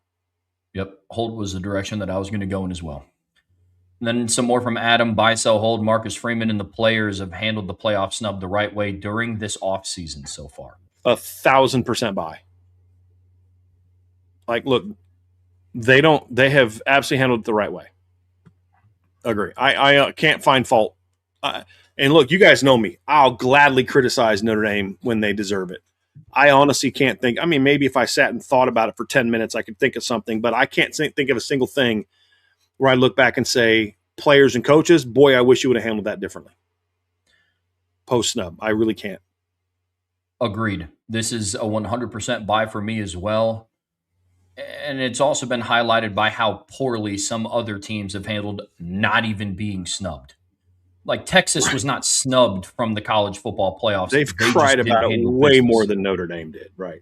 Exactly. And that even more highlights and bolsters up how Notre Dame has handled a legitimate snub. Now, you're listening to two people who agree that they should have handled their business when they had the opportunity to. Mm-hmm. Losing by 4 points is a two-sided conversation. One, it's how did you leave them out by only losing by 4 points to the two best teams that they played, and then watch what they did the final 10 games of the regular season. It's also, you lost 2 winnable games. You need to handle business, and I'm happy that that's the direction that this team and this program took. So it's an absolute buy for me. Could not agree more. Notre Dame has a tougher schedule than Oregon and Indiana, 2 top 6 teams in the coaches poll. Buy, sell, hold that. I buy that they have a tougher schedule than Indiana. Let me just kind of pull these schedules up. I don't think that Indiana's schedule is tough at all. Ohio State is a better opponent than Miami, barely. I don't think Michigan and USC are better opponents than BYU and SMU. And you do have a better fourth opponent, Washington, compared to Navy. But after that, there's a lot of poo on that schedule. Notre Dame doesn't play any FCS teams. You know, like I think Notre Dame's schedule is tougher than Indiana's. Indiana also is a very backloaded schedule, much like Notre Dame. So there's some similarities there. Their first tough game isn't until October 17th. Now with Oregon's, I'm gonna sell that because Oregon has a similar top 4 to Indiana. They play USC, Ohio State, Michigan, and Washington. Same top 4 that Indiana has. But here's the difference. Number one is they play at Ohio State. So that alone is much tougher. They also play at USC, which is I believe Indiana gets USC at home, correct? So I would argue the 2 best teams that they play are USC in Ohio State, and they play both of them on the road. Indiana gets both of them at home. Oregon, on top of playing Michigan and Washington, they also have to play at Illinois, which I think is tougher than anything else that Indiana plays. Their non-conference is Boise State and Oklahoma State. Oklahoma State will be a much improved football team, and Boise State will once again be a playoff team. So that alone, if same top 4, but 5, their 5th and 6th best opponents, you could argue, depending on who they are tougher. But more importantly, their non-conference is significantly harder than Indiana's. They play almost the same teams in conference, except Oregon gets Illinois and Indiana doesn't. But the Boise State, Oklahoma State is significantly tougher than anything that Indiana has to play. And I would argue that it's tougher than Notre Dame's schedule as well. You know, I just think I think BYU's better than USC, but then you get down to SMU at home, you know, but then 4, 5, 6, and 7, all of that stuff. That's where I think Oregon has an advantage over Notre Dame. Yep. So I would say it's like what we talk about with the depth of schedule, depth of rosters. You know, you could compare somebody's like maybe starters versus another team's starters, but where Notre Dame starts to separate itself is by the depth of what's in their position groups. I see it very much similar with Oregon and the depth of their schedule. the top four of Notre Dame's versus the top four of Oregon's. Let's call it a wash. But Oregon's not playing Boston College, who I think is going to be really, really bad. The at Illinois game, you've got Nebraska at home, you've got at Oklahoma State, which I think will be improved, and then Boise State. Yeah, that's better than the next four for Notre Dame. Yep. Yeah. And they still have Michigan State on the road. So if Michigan State's improved like you and I think they're going to be improved this year, well, that impacts both Oregon and Notre Dame. Yep. So yeah, I would say no, it's not by a ton, but it is tougher. Yep. It is tougher. Indiana's is not. No. From Law Dog, buy, sell, hold, Madden for Amos. Ceiling is Kingston Viliamu. Oh boy, Kingston Viliamu Asa level, and he will be the next great Notre Dame linebacker. I'll buy that. I mean, after Drake and Kingston this year, sure, I'll buy that. Yeah, I agree with that. I absolutely buy it. Now, they're different players. I think Mad's more like Drake than he is Kingston in a lot of areas. But, yeah, I'll buy that. I'll buy that. Buy it as well, especially from all the things that we've loved seeing from him so far throughout fall camp. Yeah. He looks the part for sure. Oh, yeah. And I've heard he's a worker. I've heard he's a smart kid. He still has things to learn, but yes. And I think Madden, to a degree, developed some bad habits the last couple of years dealing with his hand injury. Mm. So as he works through some of those bad habits, that's going to make him even better now that he's got a healthy wrist and hand. Buy, sell, hold from Law Dog. A true freshman should not be a punt or kick returner for the start of the season. Sell. If he's the best guy, put him out there. Yep. Yeah. No problem with that. Agreed. No problem with that. Because you're doing a general rule. There may be a time where, like, hey, I'm not putting that guy back there. Like, I'm not benching Jordan Faison to put a freshman back there as a punt returner if my first game was at Miami. I mean, so there are certain situations where that might be the case. But as a general rule, I definitely sell that. Especially for kick returner. Like, I'm from day one, if you're the most explosive guy and the right guy, absolutely. Punt return is more of a conversation. That you can hold on to the ball. Right. Right. But punt returner, if you prove that you're the guy and you're the freshman, yeah, it's a sell. Yep. So more from Law Dog. One of these teams is better than most people realize and will play Notre Dame tougher than most expect. Buy one, sell one, hold one between Rice, North Carolina, and Syracuse. I'll buy Syracuse because I think that they have a chance to be the best team of those three by quite a bit. I will hold Rice because there's going to be a lot of newness about Rice that Notre Dame maybe isn't prepared for, and on top of them potentially being better. And I'm going to sell North Carolina because I have a feeling North Carolina is going to fall apart. Now, if we're just going off of roster, they'd be my hold. But I don't think things are going to go well for North Carolina this year. I think they're going to basically be on the verge of quitting by the time they play Notre Dame. Yeah.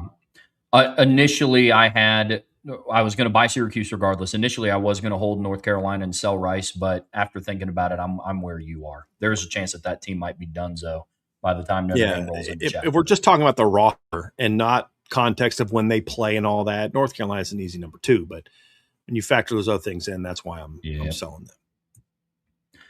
Got a question in here, courtesy of Law Dog's son, Brendan. Appreciate it.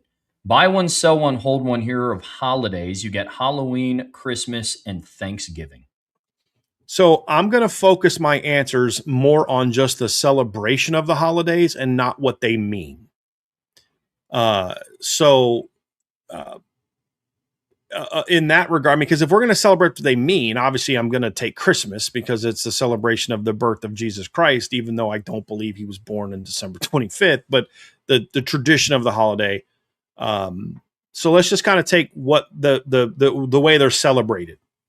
I'll take Thanksgiving because the way in which Thanksgiving is celebrated is more tied into how we celebrate the holiday.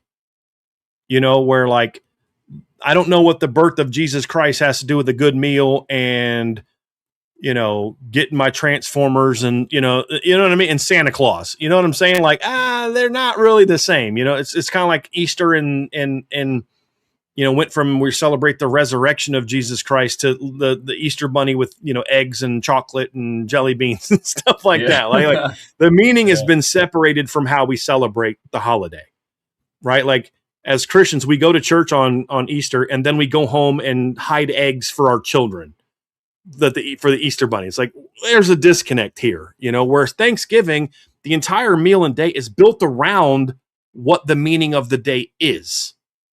And that's kind of why, in that regard of how we celebrate it, that's why I would say I'd take Thanksgiving.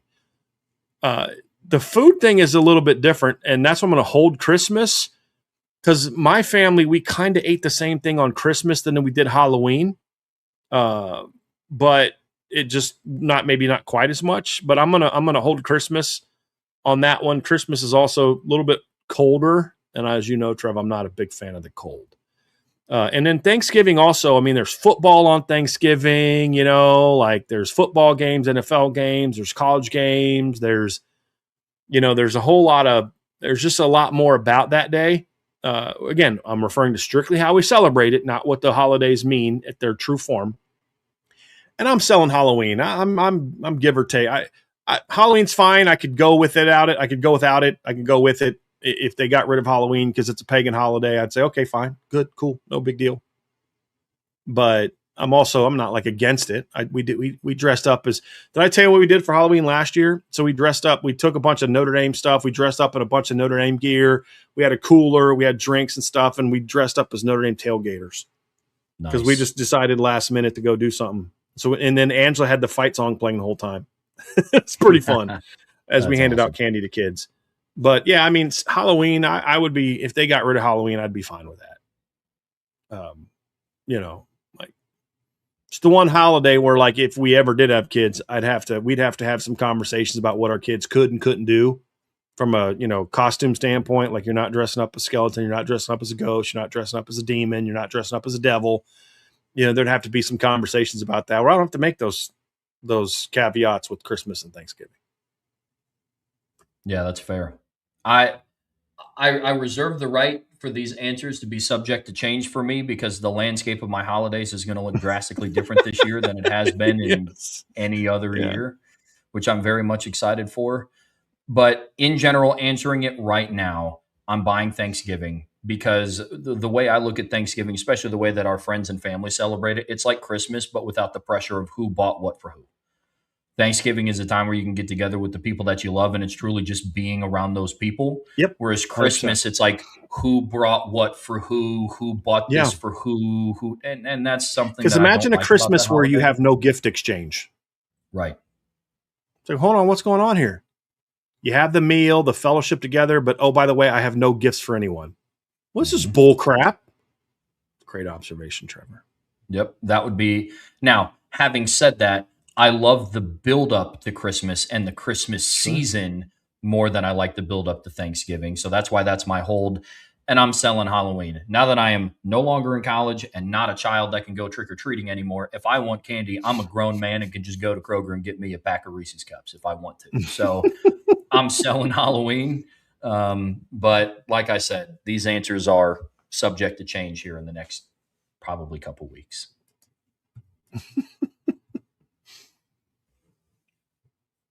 From Brandon Plensner, 1189, buy, sell, hold. Micah Gilbert has the largest impact at boundary wide receiver this season.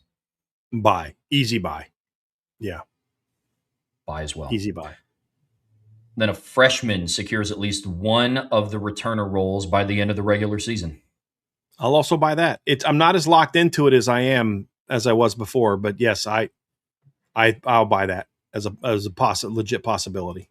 Yeah. Buy that. Agreed. Another one from B Plans. Buy, sell, hold. The AC/DC concert at Notre Dame Stadium is still going to be epic and a worthy reflection of their glory days, even though the band is all senior citizens, including lead singer Brian Johnson being the oldest at age 78. Your answer to the last one could determine still whether or not I buy tickets to see the show.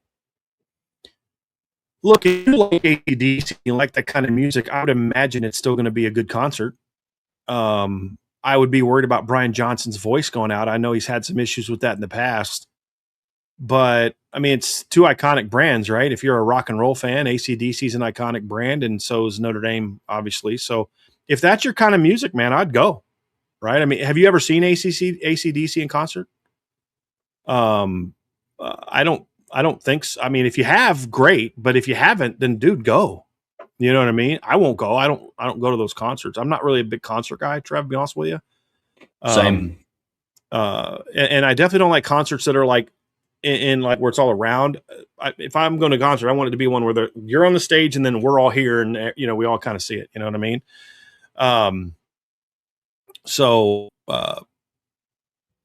Yeah, I'd go. I think it'll still be epic if that's your kind of music. Like I like AC/DC at times, but I'm not really big rock and like that kind of rock. Is like I enjoy it. Yeah, they got some iconic songs, but never to the point where like I'd go watch them in concert. Like I like Def Leppard. I wouldn't go watch them in concert. I liked John Bon Jovi or Bon Jovi. I wouldn't go see them in concert. Like it's good music. They got some good tunes, but if you're someone who likes concerts and you like that kind of music, go for it. Yeah. I would buy it just for the experience. One, I will look for any excuse to be inside of that stadium. I mean, 2 years ago, I went to the spring game. Before I was working with Irish Breakdown, actually, it was the spring game that Sam Hartman was on campus. So it was spring game of 2023. And it was like hailing, and I still went. Any excuse to be inside of that stadium, I would go. And I like AC/DC. So I think it would be worth the investment. So but that's just me. Yeah. If you like concert and you like that music, why not? Plus, you don't know if you're ever going to be able to. I mean, like you said, Brian Johnson's 78 years old. So will you be able to see him again? It's a great question. From Jordan Schreiber, buy, sell, hold. Gerby Lambert is an All-American in 2026. Buy. Also buy. Because we're saying like first, second, or third, right? Or just what doesn't have to be consensus. You name it. Just I'll buy. Now, this one's interesting because I don't know how the rule is going to affect this, but buy, sell, hold. Will Black is a freshman All-American in 26. I'm going to sell that because I don't know that, like you said, I'm not certain of the rule. Yeah. Because technically now on Notre Dame's roster, he will be listed as a sophomore. They've always done sophomores, but like it's just a little bit different. Like they've done sophomore with freshman eligibility, but I don't know that that's a thing anymore. I don't know how they're counting guys who redshirted last year. Like, will they be eligible? So that's something that we should actually probably try to find out. I'm very curious to see how that's treated this year. But yeah, it is definitely different. Like in the past, Notre Dame would put class and eligibility. So class junior eligibility, sophomore, class sophomore eligibility, freshman. This year, it's just class. Yeah, because of the new rule. So I don't know that he'll even be eligible. It's a great point. Buy, so hold that Anthony Knapp is an All-American in 26. Buy. Agreed. Then the Notre Dame offensive line is a Joe Moore finalist in 26. It freaking better be a buy. We've talked about this. If it's not a buy, there's a problem with the coaching if it's not a buy. Agreed. Or they were just screwed. We look back at it like we have. Unless you're just anti-Joe Rudolph and you want any chance to bash him, if Notre Dame's not a finalist, but you and I watched the game, we're like, dude, that's bullcrap. We watched this offensive line all year, and they were one of the best three. They got screwed. Then my answer's different. Sure. But if they're not a finalist and they didn't deserve to be a finalist, then that's a coaching problem. Yep. I just want to be clear, be honest, because it's like, oh, freaking Quentin Nelson wasn't that good. He didn't even win the Lombardi Award. Yeah, but he should have. You know what I mean? Like, just because he didn't win it doesn't mean he wasn't the best lineman in college football that year. Just like that's my thing. You got to be honest in your evaluation in this. Yes. Like Xavier Watts wasn't a finalist for the Thorpe Award in 23 or 24, actually. Right. So that's one where it's like, I don't know how you watch him play in either of those years and deem that he's not a finalist. So if the but he was the defensive player of the year. Yeah. Right. But he wins the Nagurski as the defensive player of the year. Right. Exactly. If it's that. Yep. So more from Jordan Schreiber. Notre Dame signs an elite boundary receiver in the 2028 recruiting class. I'll sell that because I don't even know who the elite boundary receivers on the board are. Most of the top receivers I've seen so far are not necessarily pure boundaries. So for now, I'll sell it. But again, it's early. I'll probably hold. I got to study that board a little bit more. That's another part of it too, Trev. Yeah, that's fair. Yeah, it's a 28 class. We're still journeying to get the 27 class signed and on campus. I get it. Yep. Then another one from Jordan. Buy, sell, hold. Joe Rudolph's arm was twisted, and he was coerced into starting Will Black at left tackle and moving Anthony Knapp inside. While that might have happened, I'm selling that because I have no evidence of it. And unless I have evidence of it, I can't believe that that's true. Sure. And I haven't heard a whisper from any one of my sources that he's moved Anthony Knapp out to left tackle at any point in time to get him work in case, which would be evidence to me that he did have his arm twisted. So in no way, shape, form, or fashion have I been given any evidence that tells me that it wasn't Joe Rudolph's idea. It may not have been. I don't know. But I'm not just going to assume that he didn't want to do that without evidence. Because the only evidence that I have is that from the very beginning of the winter, they were working Anthony Knapp at guard. And I haven't seen anything that would suggest to me that Joe Rudolph's not happy about it. He didn't make any comments that makes me think he wished he was still at left tackle. I just feel like with Joe Rudolph, there'd be some comments in the spring or this fall camp that would make me think like, yeah, he wishes Knapp was still at left tackle. I haven't seen anything like that. So I'm going to sell that. Agreed. From ICU RN with Irish Luck, buy, sell, hold, that Champ Mon's best comp is Pat Mahomes at Texas Tech. I'm going to sell that. I think they're different players. Pat Mahomes is a little bit more out of control at Texas Tech than he is now in the NFL. I think Champs is a little bit more like, kind of poised and a little bit more like just a different type of player. He's built differently than he was. Look, Champ is a kid that I'm having a tough time making a comp for because he's number one. I don't love comps for quarterbacks, but I also feel like it's a difficult one because he's got a very different style of play. Here's what I said on the message board the other day. To me, he's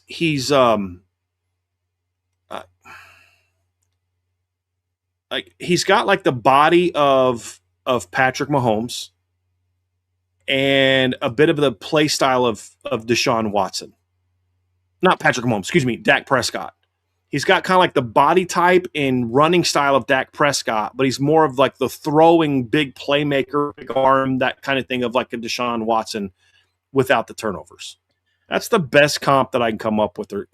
From a body type and style of play, it's kind of like Dak and Deshaun Watson kind of have a quarterback baby.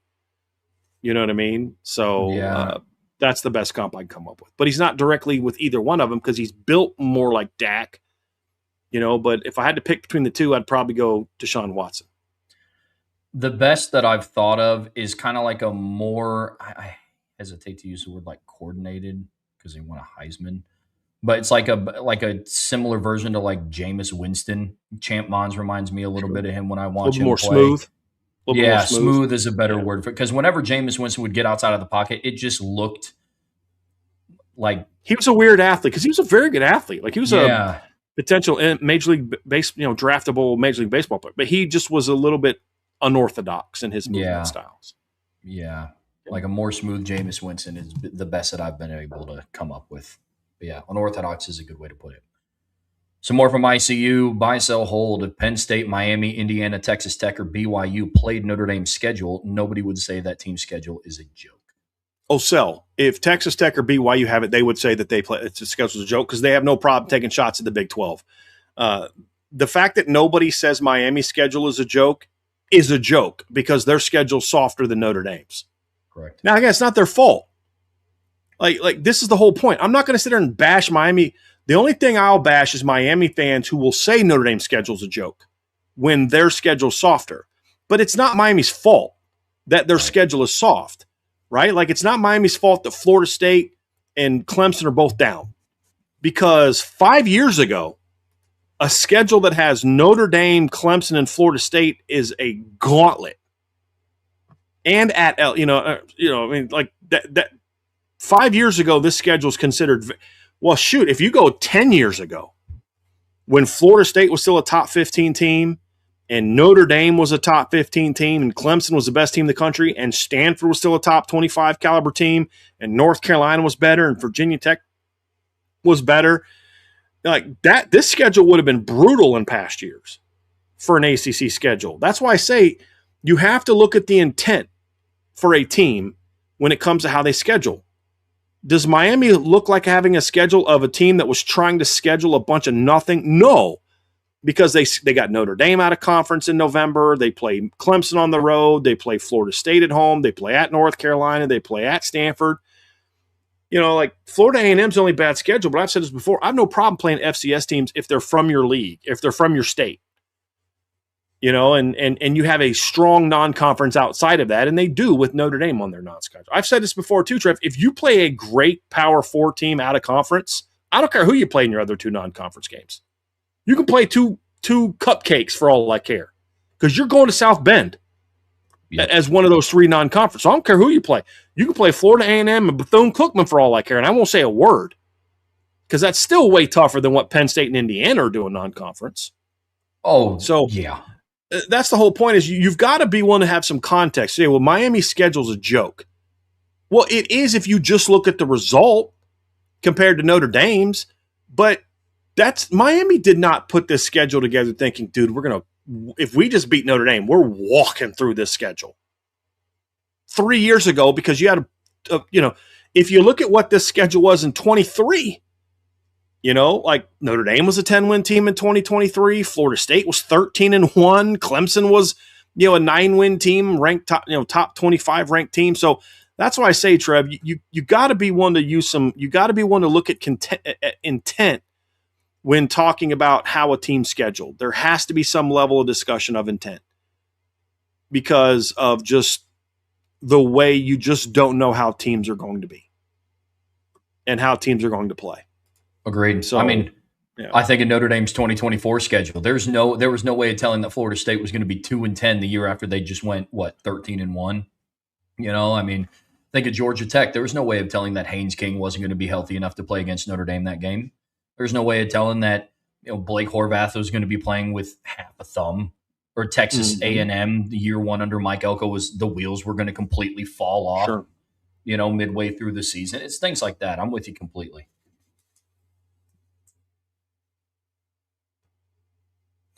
Another one from ICU. People like Blake Rufino, who think that teams outside the ACC should not schedule Notre Dame, and that this trend with USC and now IU canceling games is going to also continue, don't understand college football landscape. They don't understand that Notre Dame is a huge paycheck for them. When Notre Dame played Georgia in Athens, that game drastically drove up wealthy donor contributions and demand for high-end luxury suites. Yeah, I would say that's true. I also think it's just very short-sighted. It's said to create engagement, not provide thoughtful analysis. Yeah. Anyone that's trying to provide thoughtful analysis will say, no, these things are good for your football team. Play Notre Dame early in the year, late in the year, whatever, because if you believe in your football team and they beat Notre Dame, that's going to boost their resume, just like we saw with Miami last year. I will point it out again. Miami in 2024 had the same exact schedule they had in 2025. Think about it. In 2024, they played an FCS team from Florida, right? Florida A&M. They played the University of Florida, and they played a team from Indiana, Ball State. They went 10-2. They blew out all 3 of those teams. They beat Virginia Tech. They beat a good Louisville team on the road. They beat Florida State, who stunk. They beat Wake Forest, and they lost 2 close games to Georgia Tech and Syracuse.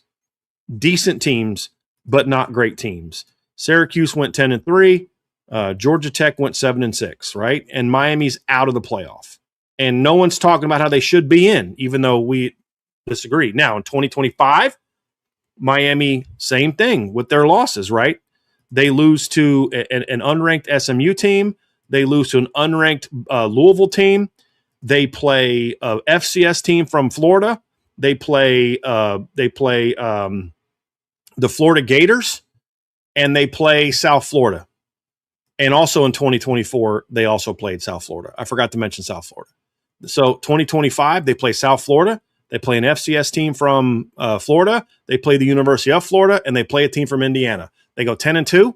They beat that team from Indiana by 3 points. They still have 2 bad losses to unranked teams. And guess what? They're in the college football playoff. Why? Because you replace Ball State with Notre Dame, you beat Notre Dame, and you go from a not playoff team to a playoff team. That's why you play them. If you're a competitor, that's why you play them.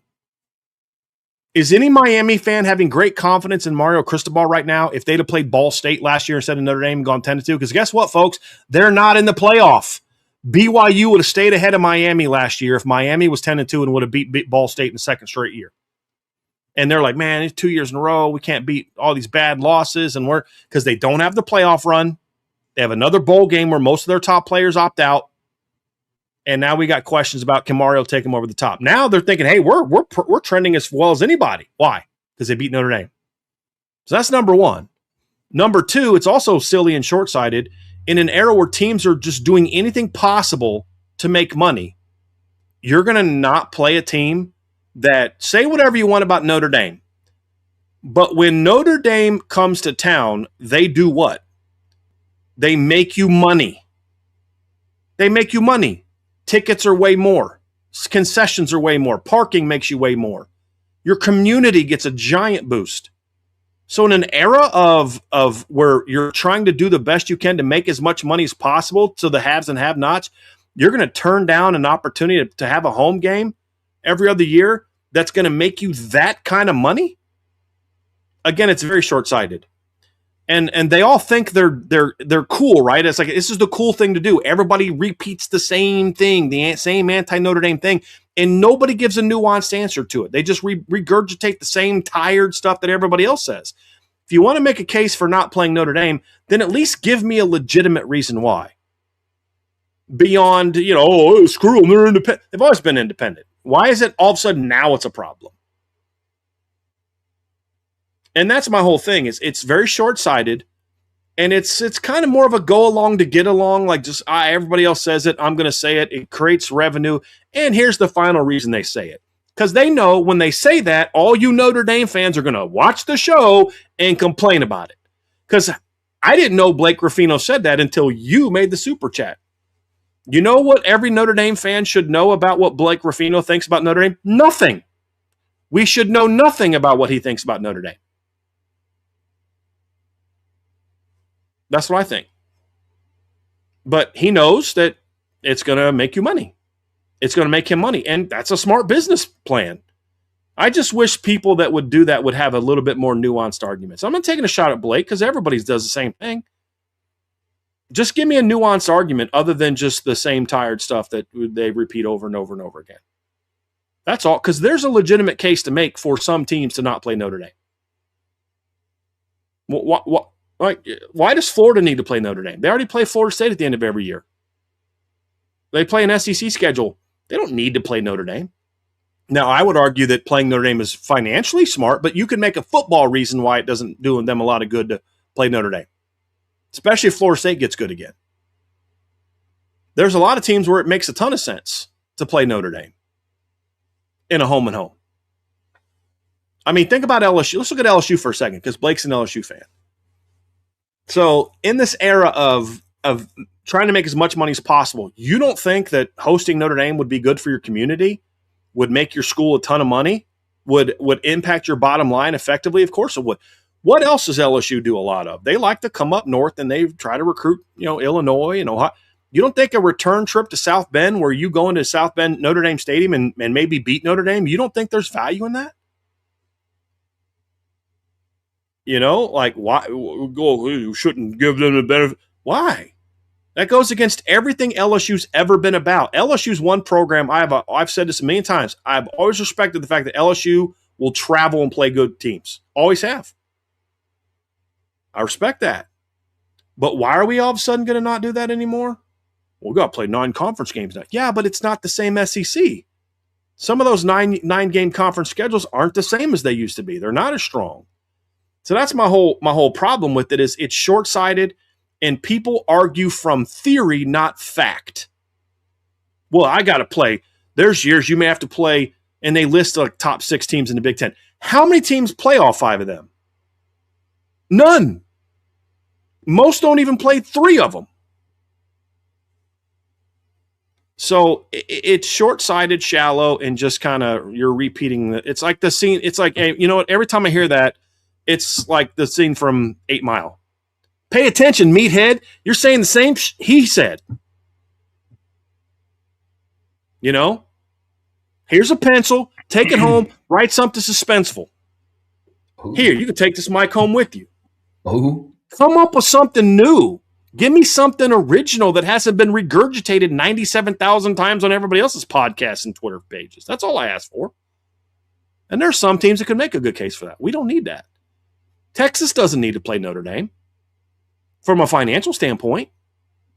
You know what I mean? Like, they don't. Like, there's a case to be made that says Texas doesn't need to play Notre Dame. But then there's the case to say that when it comes down to, but doing that could help you. Because, hey, what if Texas would have beat Ohio State last year? What if they would have beat Ohio State and still lost to Florida, 4-8 Florida, and still lost to Georgia by 25? They beat Ohio State. Guess what? They're in the playoffs. Right? That's the value. And if you're not good enough to beat Ohio State, guess what? You now know you're not good enough, and you do what? You get better. You go to the portal and you get Cam Coleman. You go to the portal and you get better players because you know we weren't good enough last year. That's a good thing. So it's just, it's frustrating. Just give me something original. That's all I ask. Give me something original. For sure. Last one, Trev. Last card is going to be here from Iris Vol. Once we get to it, it's like the thing wants to be stuck on this last one from ICU. Give me a second. Let me pull this down. I don't know why it does this sometimes. It just decides, I don't want to do anything today, and just stops working. So let's go down to the last card. There we go. Now we're ready to rock and roll from Iris Vol. Buy, sell, hold tight ends. Buy one, sell one, hold one tight ends. Pete Kriplewitz. I'm sure I butchered that name. Kriplewitz. Yep. Thank you. Anthony Fasano. He was here around when you were born. Yeah. Gotcha. Okay. Anthony Fasano and Jabari Holloway. So I'd buy Anthony Fasano. I think he's the most complete of the two. I would hold Pete Kriplewitz because he was more of a blocker, and he'd be a nice complement to Anthony Fasano. I'd sell Jabari Holloway. Jabari was a nice player, but he was kind of like Anthony in style of play, but he just wasn't as good. So I already had that style of play, so I would sell him in that conversation.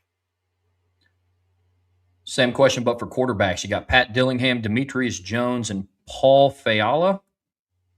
Yeah, I'd take Paul because, I mean, he did some decent things at Notre Dame. He was there back in the 90s. He was there a lot of times when they would go to that goal line formation, they'd bring him in at quarterback. Okay. I'd hold Demetrius Jones because he's a good athlete. He could at least play another position. He played linebacker Cincinnati, and I'd sell Pat Dillingham of those three options. I mean, no disrespect to Pat, but he'd be the lowest option on that. And the same question, but for kickers. You got Jonathan Doer, Kyle Brinza, Nick Setta. I'd probably go with Kyle Brinza. I got to go look up. I'm trying to remember Nick Setta. He was in the 90s. I remember him. No, that was Jim Sanson. I don't really remember Nick Setta's career as well. So I'm gonna hold that one. I'm gonna sell Jonathan Doer. Jonathan Doer had a really good leg. He had a great leg actually. He just was so maddeningly inconsistent. That was kind of my frustration with him. He was just very inconsistent. Sure. Yeah. That's fair. Nick Setta was from 2000 to 2003. I keep thinking 90s, but I was like, he hit the game winner against Texas, but that was Jim Sanson. I don't know why I get those two confused. But I just don't remember Nick Setta as well. So I'll hold that one. So there you go, Trev. Wonderful submissions this week from you guys. Great conversation points. But that'll do it for today, Trev. Folks, that's going to do it for our show here today on the Irish Breakdown Podcast. The guys are going live on IB Nation Sports Beat tonight, 5:05 p.m. They're talking about some of Mike Brown's comments, talking about the Notre Dame wide receivers, some of his comments from post-practice on Sunday.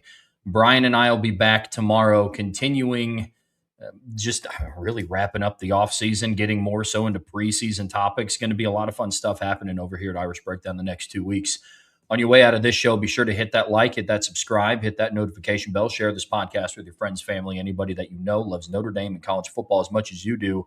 But as always, the best way to support what we do here is subscribe to the premium message boards at boards.irishbreakdown.com. So until tomorrow at noon, that is Brian. I'm Trevor. We'll see you back here very soon on the Irish Breakdown Podcast.